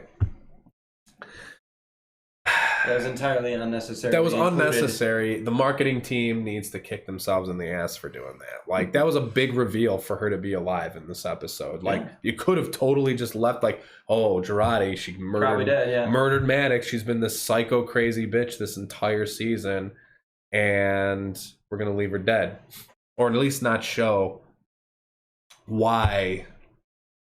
At least not show like her being alive or like awake in the next preview. You know what I mean? So anyway, Picard goes to pay her a visit, and he basically tells her, like, yeah, you murdered Maddox. Why'd you do it? You're going to turn yourself in when we get to DS-12, which Girardi agrees to do. She's like, that's fine. And then it's at this point that we get kind of a pretty substantial line, like, out of her, where she basically asks Picard if he believes in hell, and he, gives her this very skeptical look, because I would think it's assumed in this particular world or whatever, like. So this is another thing that's talked about a lot online, is that the Federation doesn't really practice religions, although the original Enterprise did have a chapel, but like the religions are seen as kind of like silly, portrayed. Like the Bajoran religion is especially explored in Deep Space Nine. The Klingon religion in KLS is seen as very kind of like dogmatic. And Sure. Well, yeah, and that's, I mean, again, like, she just asked him if he believes in hell, and he kind of gives her like the, really asking me this question right now, and she's like, all right, well, I've seen it, like, sort of thing, and she starts referring to Commodore O and the mind meld that we see her go through in last episode. And knowing what we know about what that did to the Zhat Vash, a lot of them, pretty much all of them at the beginning of the episode, what it's done to Ramda, what it's done to, I mean, even I would say at a certain point, like, she's obviously haunted by this. Like, you have these very strong-willed or like I said earlier, you would assume that they're strong-willed or strong-minded characters, and they just immediately off themselves. So you've got Girardi, who sustained this. She's got a psychic block, apparently, that won't let her talk about this. After Picard asks her, and he's like, you gotta fight. And she's like, no, I don't want to talk about it. Like, I literally think about killing myself every day, and that's my comfort from this vision that I was shown. And it's like, whoa, dude, like, okay, that's epic. Now you can understand. And if you understand Star Trek, you understand that a mind meld is like a complete and utter, like, you're stripping down naked in front of the person that you're mind melding with, and exposing all of your secrets, very personal. Exactly. So whatever, you better not be hiding anything. Yeah, whatever felt during that vision was transferred to Girardi, and it didn't kill her like all the other Romulans at the beginning. Yeah, she only thought about killing herself daily to give herself comfort, which again says a lot about her character. It makes a lot of sense when you consider the mind meld and what it does and what it involves. I felt, considering what we said last week about how her character had been poorly explained until this point, I'm very, very pleased with this explanation. Yeah, there was a big payoff. Yes, I agree. Amber, thank you for the like on the stream, by the way. I appreciate that. Maddox, thank you for the other share on the stream, too. I'm sorry I missed that a couple minutes ago. Max says Panda Life. All right, so we've got, Picard basically tells you you're going to turn yourself in when you get to DS, not 12. And we get at the end of this scene, Soji coming in to confront Girardi, and she's like, I'm Seb Sheneb, I'm the destroyer. Like, because that's what Girardi was leading to when her explanation to Picard. Raul, thank you for the like on the stream. So we get Soji coming in and being like, well, I'm Seb Sheneb, I'm the destroyer, and then we cut away to the Rios and Rafi scene in his quarters where she comes back, and this is where we get the full story about what happens on the Ibn Majid. Okay, yeah. Go ahead. Yeah, so go ahead. He tells the story, and they basically are on a regular mission. They pick up a couple of people. All of a sudden, the captain goes bananas. Thanks, Flag Tim. kills both of their guests that they were transporting. And then Rios goes like real hard on him and was like, "What the fuck, you cold-blooded murderer? Like, why did you do that?" The captain turns the phaser on himself, puts it in his mouth, and that's when you get the brains blown on the bulkhead from the legendary captain. Right. And it was kind of a shock to everybody, but he was actually ordered to do it by Section 31.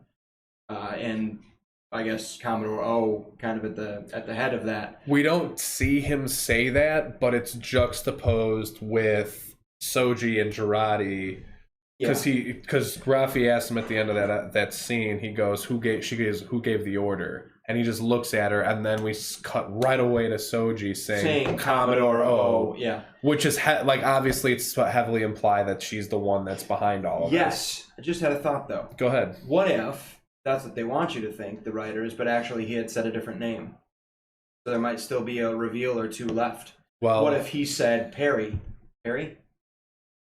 Clancy? Maybe. What if he said Clancy? But we're led to believe it's Commodore O. Yeah, that could be another red herring. Could be another big. That could be another big reveal here too. We keep them close to their chest here. It's very interesting. It's an interesting thought because we do get a lot of non-reveal reveals in this show. I feel the biggest one that I can think of is way back, like in episode 4, I think, where we get the flashback of Girardi and O to the meeting that they had before she left. Mm-hmm. And she's like, "We need to talk about what happened with Picard." And you get like that, or maybe that was episode 2 where she approaches, and you get a very small clippet of that, and you're like, okay, either that was a throwaway scene that means nothing, or this is substantial for something later on in the season. And it turns out it ends up being very substantial towards the end of the season. So this could be a red herring. We want us to think Commodore O, but we didn't hear him say it. It could be. Commodore O has thrown a lot of misdirects. I feel like that character has had a lot of misdirects in this season. Yeah. Anyway, we get the Ibn Majin, we get the fact that it's Commodore O who makes the call. Basically, they tell them that if they don't comply with killing these two people that have... Yeah, they're going to blow up the entire crew of the Ibn Majin. They're going to, all... Crew and complement. Yep, done. Yeah, so Captain does it to save his ship. Rios cleans up the mess and then gets discharged from Starfleet. 6 months later for post-traumatic stress disorder, basically. Yeah.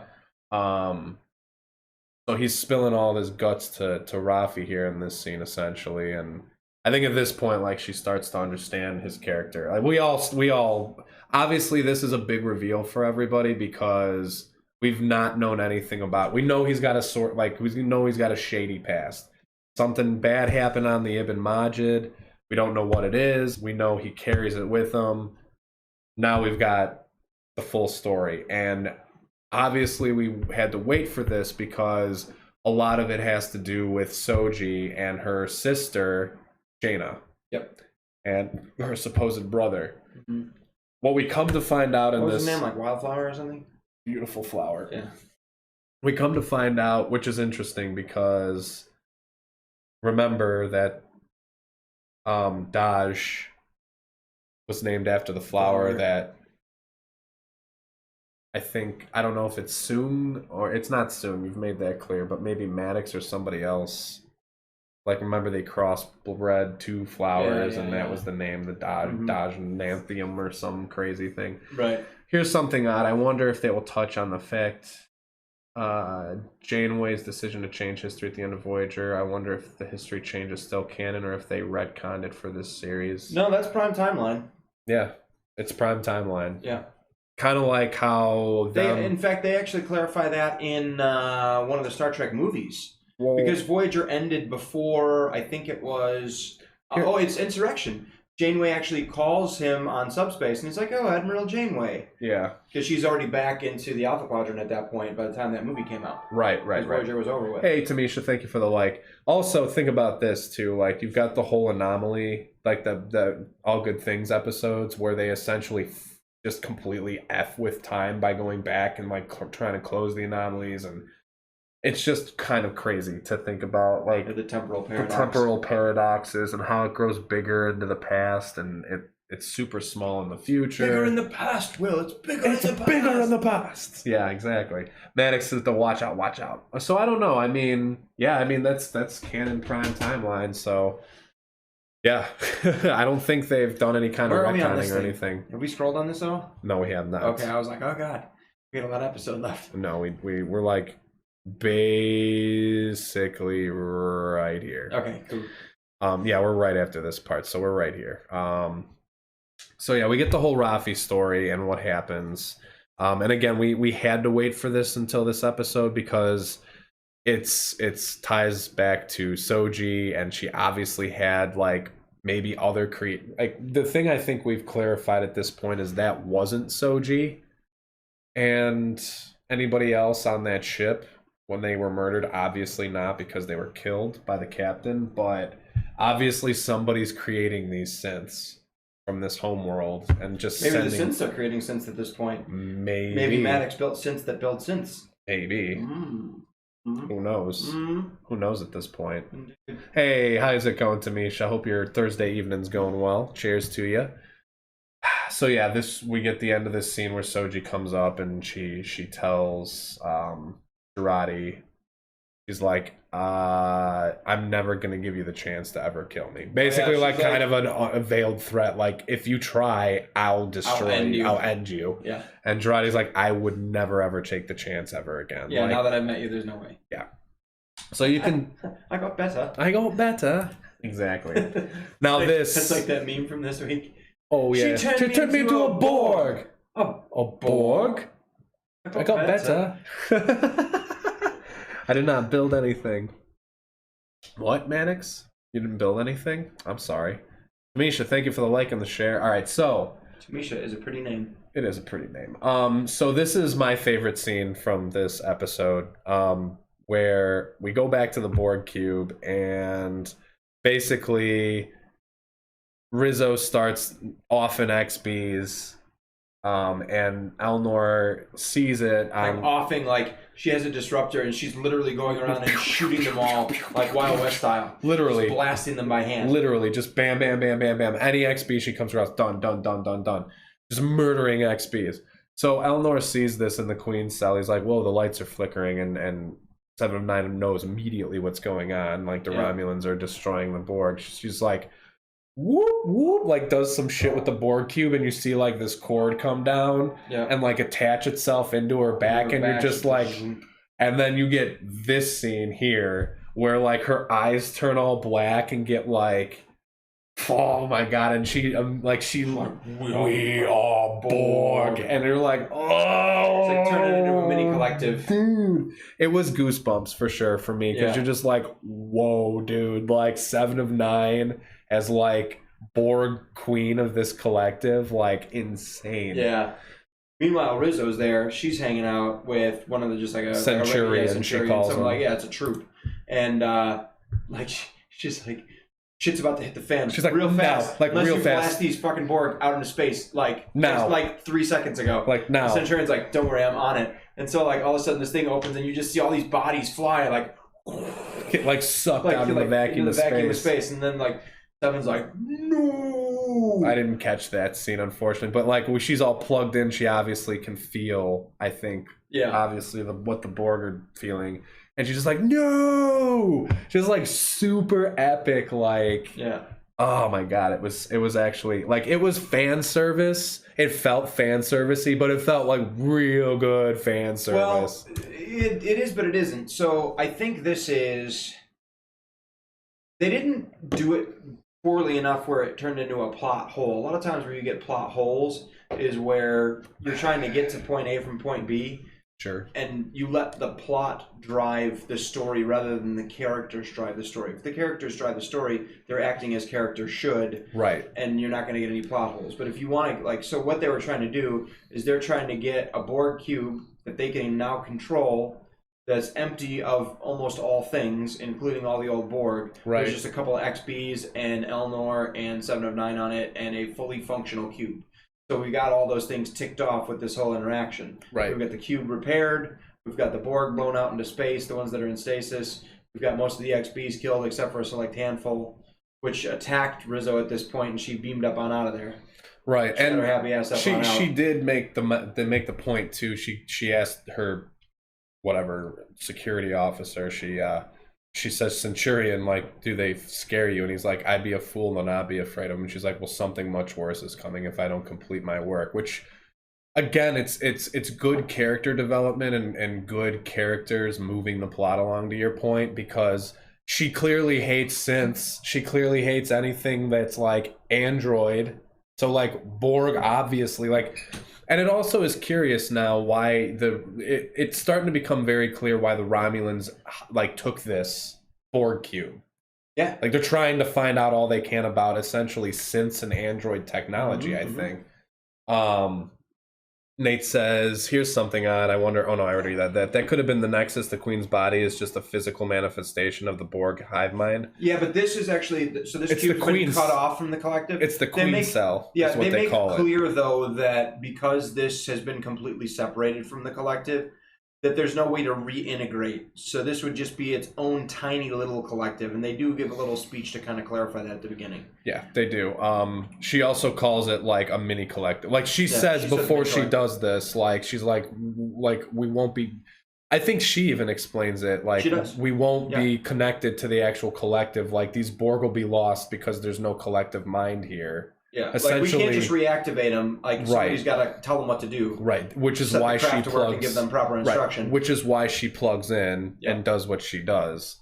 You're right, Nate. It's the Queen cell for sure. Like that's where she plugs into. Now we get a really interesting scene with her and that in the Queen cell a little bit after this whole thing happens where they get shot out into space because it goes back to the Picard and crew, and they're around the dinner table or whatever. They're around this table and they're talking about Soji, and Rafi essentially lays everything out on the table. Like first Rios goes and gets Soji some peppermint ice cream and fries, and he's like, "You like this, right?" And she's like, "How the did you know that?" And they're like, "We'll get there." Yeah. So Rafi lays everything out. I think it's kind of gross, but we'll get there. So Rafi, dear God, imagine if Data was the machine instead of 7. I don't think he's got the proper receptacles. I don't think he does either. It has to be an XB. It has to be. I'm sure. In First Contact, he was kind of captured for a little bit, just playing along. But right, but they assimilated him in a different way. They gave him human flesh, human skin. Yeah, like they assimilated him differently. So it's interesting that they went the opposite way with him as opposed to. Yeah, so they're around the dinner table and they're explaining everything. Kind of Rafi's laying it out like Commodore O 14 years ago, they have this vision on this planet. It's called the Octonary. They all pull it together, leave a warning for people like to not ever do this again and not make sense. Commodore O like has this vision. She somehow infiltrates into Starfleet. Yeah, like works her way up the ranks. They nest her in there real young, and she works up the ranks, becomes the security officer. They say she's half Romulan. Yeah, she's half Romulan, half Vulcan, which is how she's able to do the mind meld with Jurati. Mm-hmm.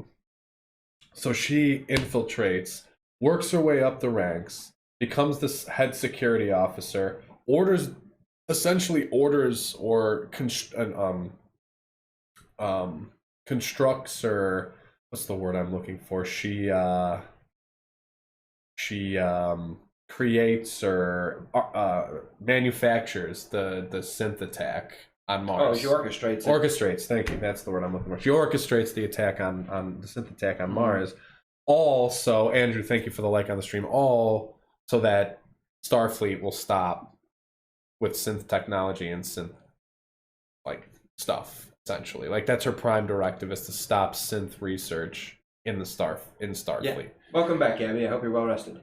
Hey, welcome back. But then again, 7 and Data would be an interesting shipping. It would be an interesting shipping. I mean, 7 is definitely, she was human to start, then was assimilated, then was rehumanized. Whereas Data was never human. He only worked to be more human, but he's also machine. So that'd be an interesting match. I agree. Yeah, I hope you got a good nap there, Gabby. Welcome back. I know Star Trek can be a little bit boring for some, but we try and make it as interesting as we possibly can. So as Rafi's kind of laying all this sort of stuff out, like, we get the whole Jaina thing and the brother and the Ibn Majid and what happened on there. And it's kind of a recounting. It's kind of a recounting of everything that Rafi has found out from Rios and the Hollows throughout this entire episode. I'm never well rested. I work at 4:30 a.m. and you're a gamer. Jesus, that's crazy. I feel you though. I own a 24/7 business, so I feel how that works. Oh, thanks, Gabby. What's up, Andrew? Very, very good to see you, buddy. Thank you for popping in with the like. Appreciate the commentary. That always helps us out. Oh, thanks, Gabby. Yeah, thanks, Gabby. I appreciate it. Like I said, we try and keep it as interesting as we possibly can. So they're laying it all out, and then Soji gets really pissed off, like slams her hands on the desk, and she's like, or on the table, and she's like, "I'll be right back." Yeah. While I go hack your ship. Right. Yeah. So she trots her happy ass off to the bridge and hacks, puts up a force field. Puts up a force field. Starting to head to. There's like weird map up there, and they're like, "What is that?" And she's like, "It's the Borg transwarp conduit," which is like something that they explain in Voyager. It's how the Borg can move around from place to place like super fast. They use it in this series too. Yeah. That's what Picard and Soji use on the Queen cell to zip off. That's not a. No, that's a different technology. Really? Yeah, transwarp conduits for ships. Oh, okay. Yeah. Oh, yeah. I'm sorry. That's it. That's right.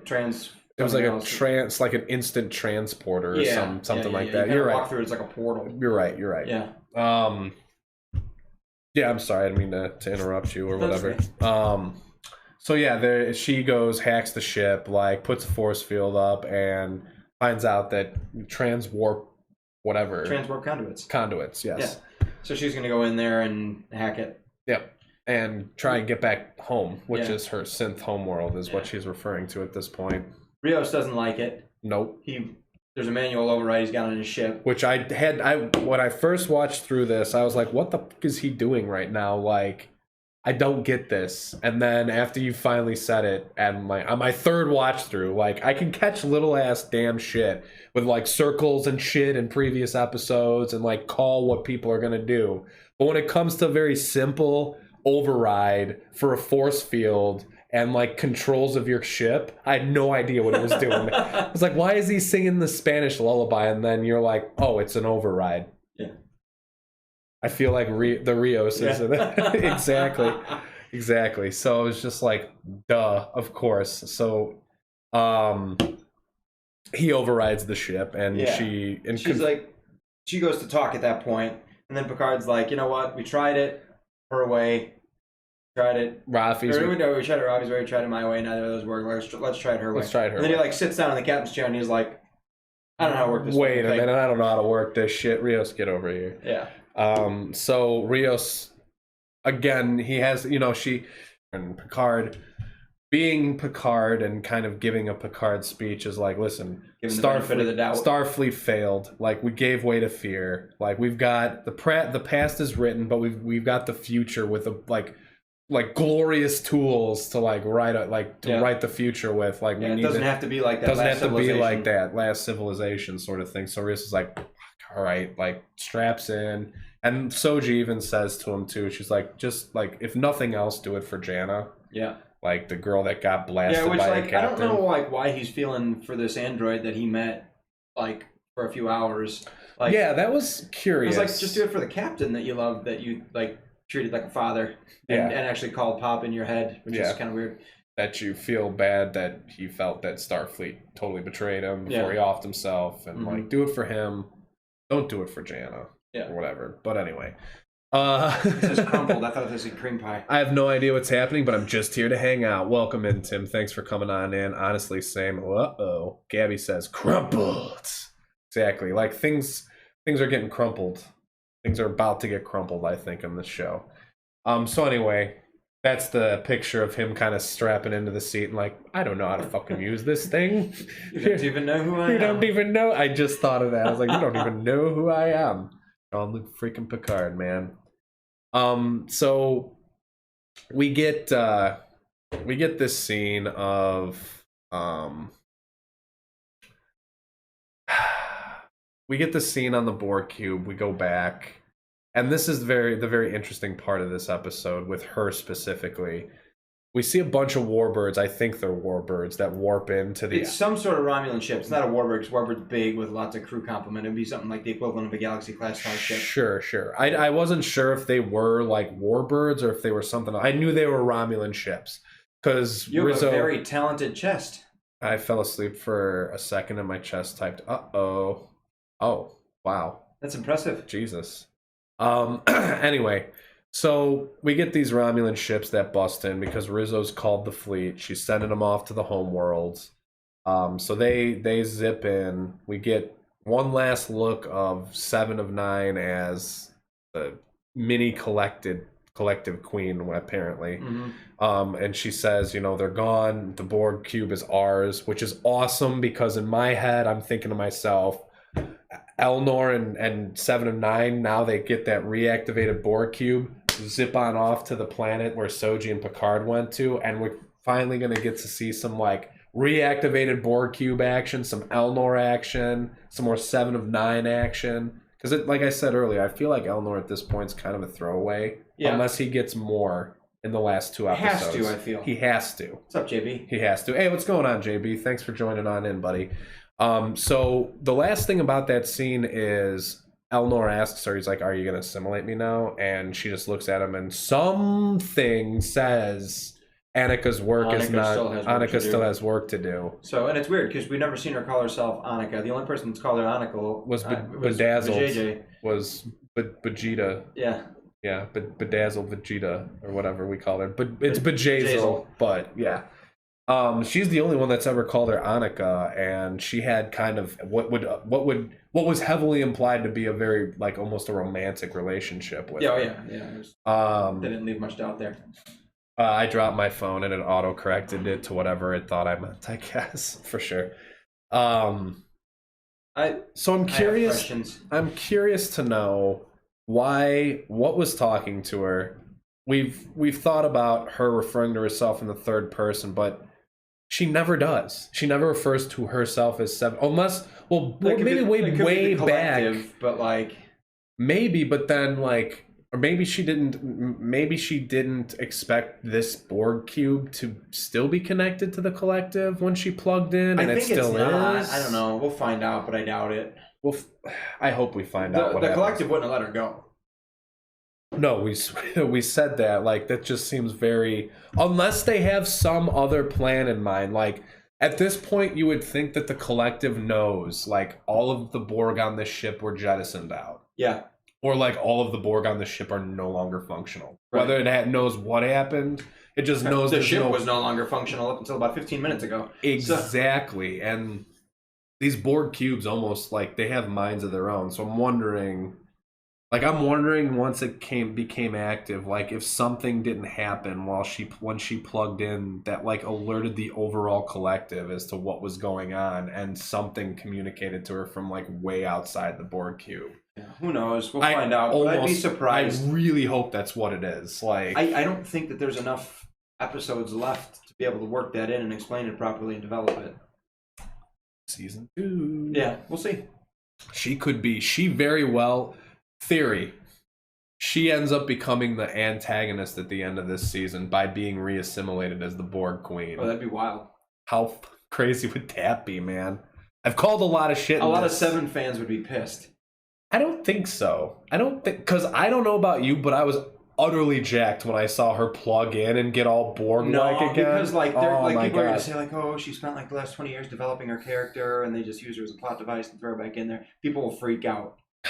They'll absolutely freak out. I would love to see it. Personally. Yeah, I think it'd be fun. It'd be fun. Yeah, and it'd be really cool.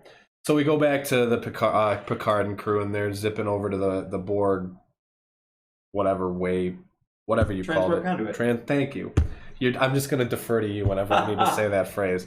So they're making their way to the transwarp conduit, and Picard and Rios are having a bit of a discussion. This is actually where he says like the past is written, but we have tools to write the future. Give him a little pep talk. Give him a little Picard pep. Give him the old razzle dazzle. Give him the old razzle dazzle. Give him the old Picard pep. Yeah. Picard pep. Anyway, Picard peps. Yeah. Peps. Tap him up. Yeah. So yeah, they kind of again going into the unknown here, you know, to boldly go where no man is gone or no one was gone before. I'd love it because she could restructure the Borg hive mind. She has the willpower. She'd make an excellent queen. I would agree with that. Like she seems very all of a strong. sudden the Borg just become benevolent. Yeah, they're good guys now. Yeah, that would be actually pretty cool to see, Nate. Like I said, like I'm kind of a fanboy with that. Like I would love to see 7 of 9, maybe not be reassimilated, but like plug in as the Borg queen and maybe like you said, Nate, re-establish the hive mind for something different than just assimilating everything. You know? Yeah, be interesting. And this is the last scene that I got here for you, which is the end of the episode. And we clearly see a ship decloaking here, chasing Picard and crew into the... Transwarp conduit. Thank you. So we see this ship decloak and follow them. And I can only assume at this point that it's Narek. What I'd like to know is how the fuck he found them. Yeah. Which I hope they explain in the next episode. Yep. Because that's where we ended here with this episode. A very good exposition episode. Like I was mentioning earlier, this one didn't feel so much. Oh, did we mention what happened to Rizzo? I don't think so. How she got? Yeah, she was like blasting the XBs, and they all zombified her, and then she transported out of there. Yeah, you mentioned it. Oh, did I? Yeah, you I know I mentioned it pre-stream. I don't know if I mentioned it during the stream. You mentioned it like 5 minutes ago. What I was talking about. Okay. Yeah, I was talking about 7 of 9 and the Borg ship, and you were like, oh yeah, and then Rizzo and this happened, and she was fighting guys, and then her Centurion got aced, and then the XBs trampled her, and I don't think I said any of that. You did.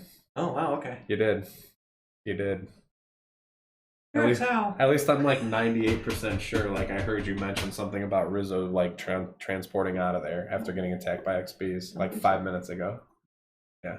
You're a towel. You're a towel too. I'm not a towel. You're a towel. So yeah, we're at the end of the episode. Reese, thank you for the like on the stream, by the way, dude. So we're at the end of the episode here. The preview for the next episode, like I know this is the episode before the last, and it's technically the penultimate episode. I don't know if I feel that way from the previews. It doesn't just mean second to last. I get it. It's usually amazing. Most series do an amazing episode second to last. Battle of the Bastards. Yeah. I mean, look at Breaking Bad back in the day. See, Gabby's got my back. Typically, I feel like I don't remember that. Although you're half asleep. Although you fell asleep, though, Gabby. I mean, you got your boobs typing stuff out for you over there, so I don't know if I trust that comment. Here's my other question. Screens are touch sensitive, right? If I put my hand in my shirt and try and type something, it won't work. Yeah, that's a very good point. It makes me question things. Basically, turn the Borg into caretakers of the galaxy, use their tech, repairing space-time events, handle situations that affect things on a universal level. The Q would be the handlers to keep them in check. It makes a good plot development. Yeah, but how do you write a story for that? How do you bring the Q continuum back into this? And how do you write... how do you write something that doesn't suck, where it's just like everything's like happy and gumdrops and everybody gets a lollipop? See, that would also be assuming that we neatly wrap up everything with the synths. An elephant never forget. I fell asleep for 3 seconds. Also an elephant. I also feel like that's kind of... I don't want to say, like, being blind to the whole synth thing, but, like, okay, like, I feel like you would need a season in order to flesh that story out, maybe more. And that's assuming that the synth story is completely wrapped up in 2 episodes in this season, and that we don't touch on that anymore.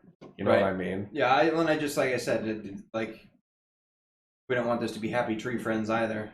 Right, exactly. Let's go talk about how we to live in medical supplies. The Najvad 4. Yeah, exactly. Like, a lot of people tend to forget that, like, 40% of Star Trek Next Generation, like you said, was kind of trash. And, like, a lot of episodes... So, Rosa, didn't light that candle? A lot of Troy floating in space saying, "Where are you?" And those were 2 like 7th season episodes. Right, and a lot of early episodes. The whole first season was straight garbage. Yeah, a lot of early season episodes. What is that? That's that commander that took over at Starfleet that Riker and Picard had to shoot at the end of season 1. That was the season 1 finale. Oh yeah. Oh my god. And there's that. There's the super racist episode.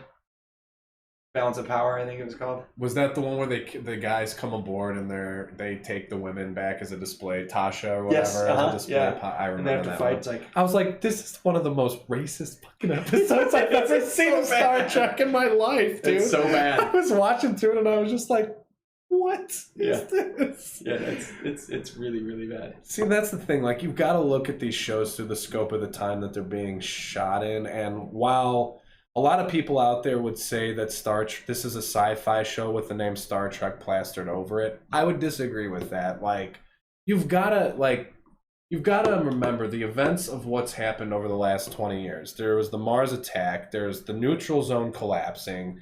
I mean, 7 of 9 is part of this group called the Fenris Rangers, which is they're going around trying to maintain order in a disordered neutral zone, essentially. Yeah, like, I would like to see that as a show. As a show would be cool.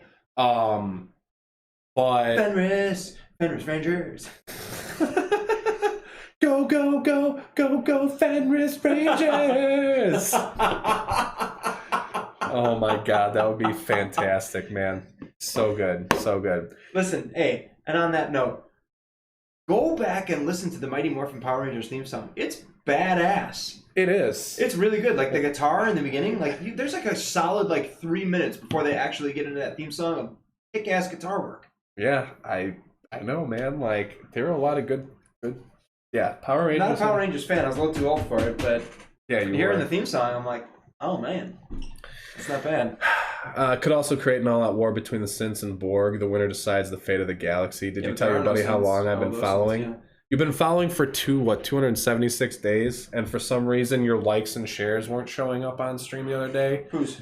Gabby's. So she's like, well, what if I support you when my likes and shares pop up then? And I was like, well, I could be a dickhead and tell you yes, so you pay me $5 a month to support me, but I'm not a dickhead, so no, it shouldn't. And she's like, well, I'm a moderator for another page, and as soon as I started supporting them, all my likes and shares started popping through. I was like, oh, okay. Spell it wrong? Why didn't they pop up for me? Okay, 277 now. Very nice. Look at you. 290? 290. God damn, dude. Oh.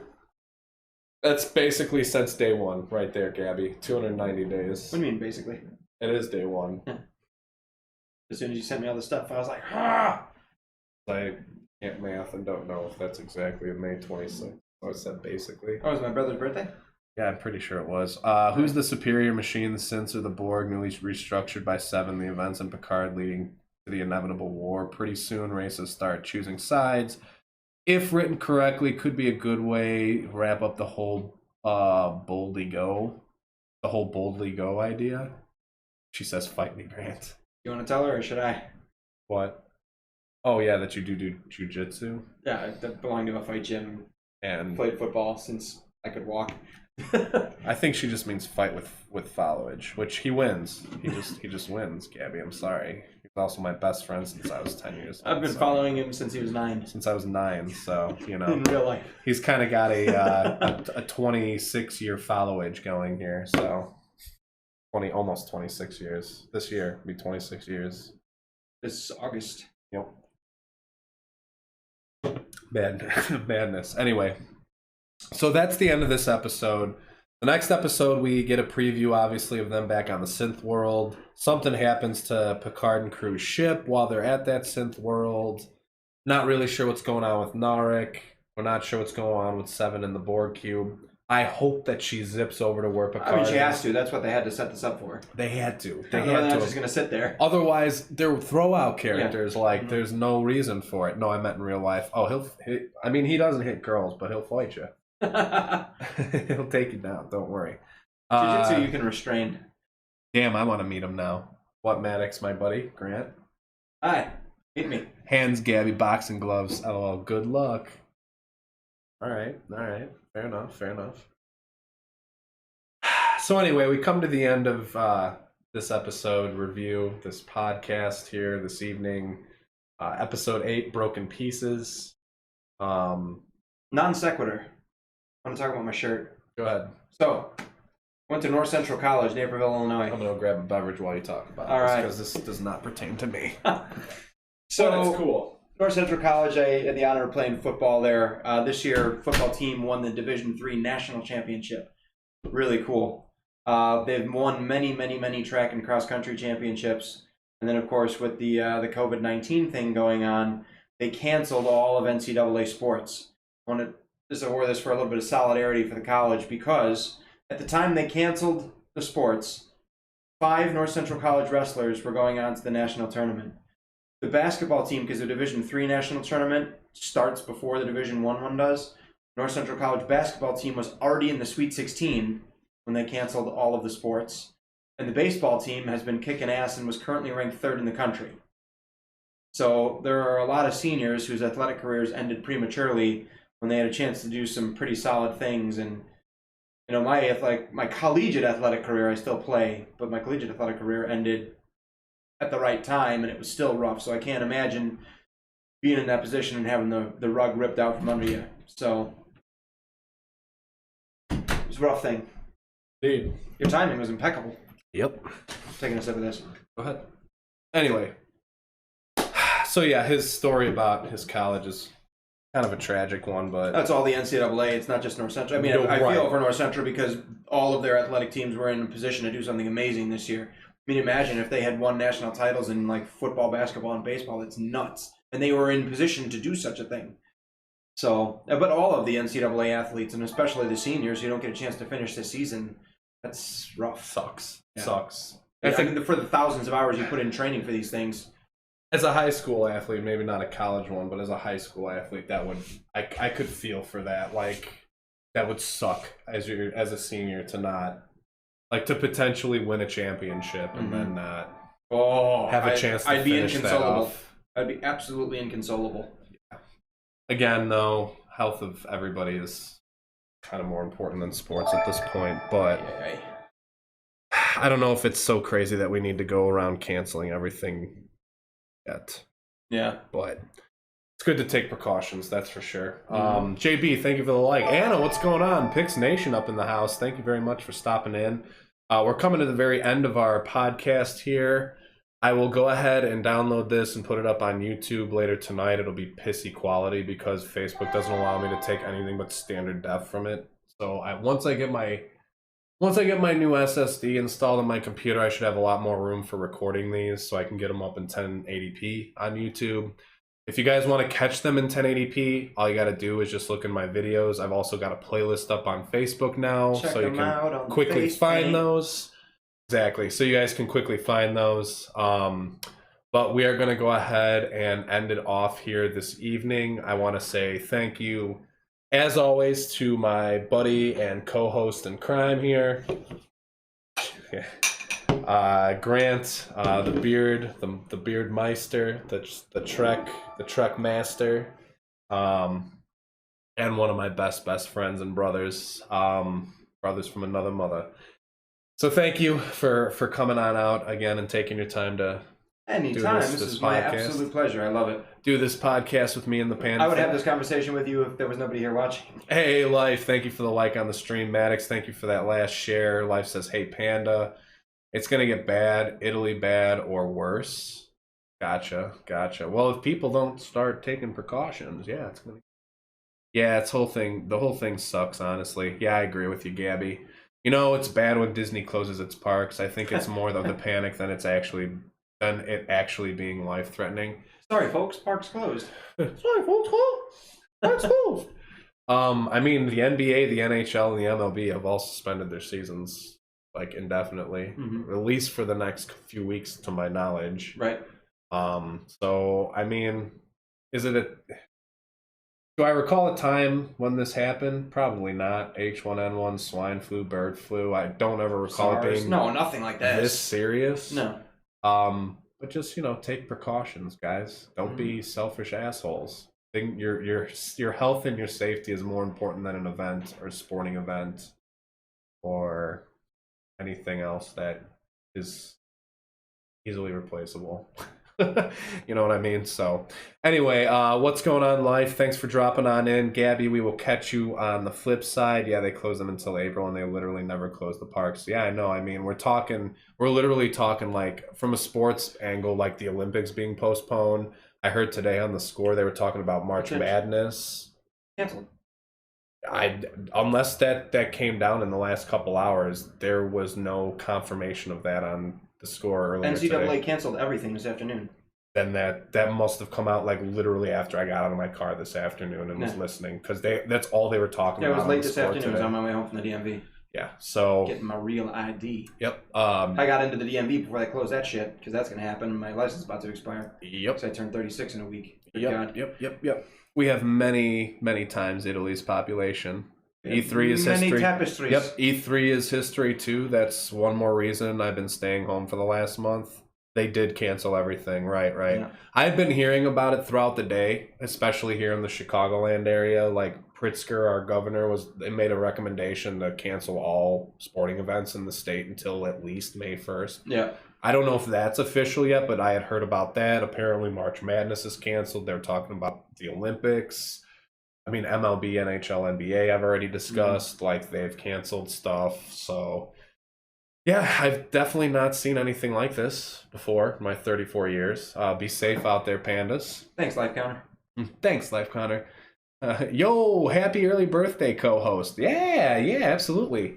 Good catching on that. Good catch on that, buddy. Yeah, it'll be next podcast. The penultimate one will be the day before.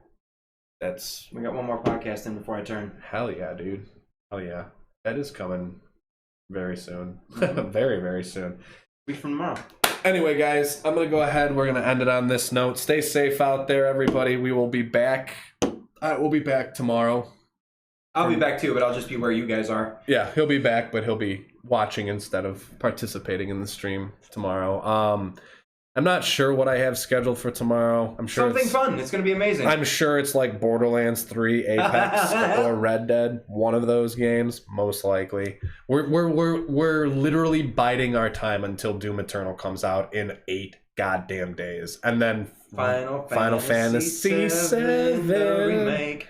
Ooh. Anyway, guys, I thank you all for coming on out. Thank you to our viewers with the likes, the commentary. I really, really appreciate it, guys. Have a great night. You too, Gabby. And I'm still going to fight you, Grant. Gabby, I'll give you the address to my gym. Stop by whenever. Stop by whenever. And we will catch you all on the flip side, Panda fam. From my boy Grant here, it's your boy Tambourine Panda, signing out. Peace out, pandas.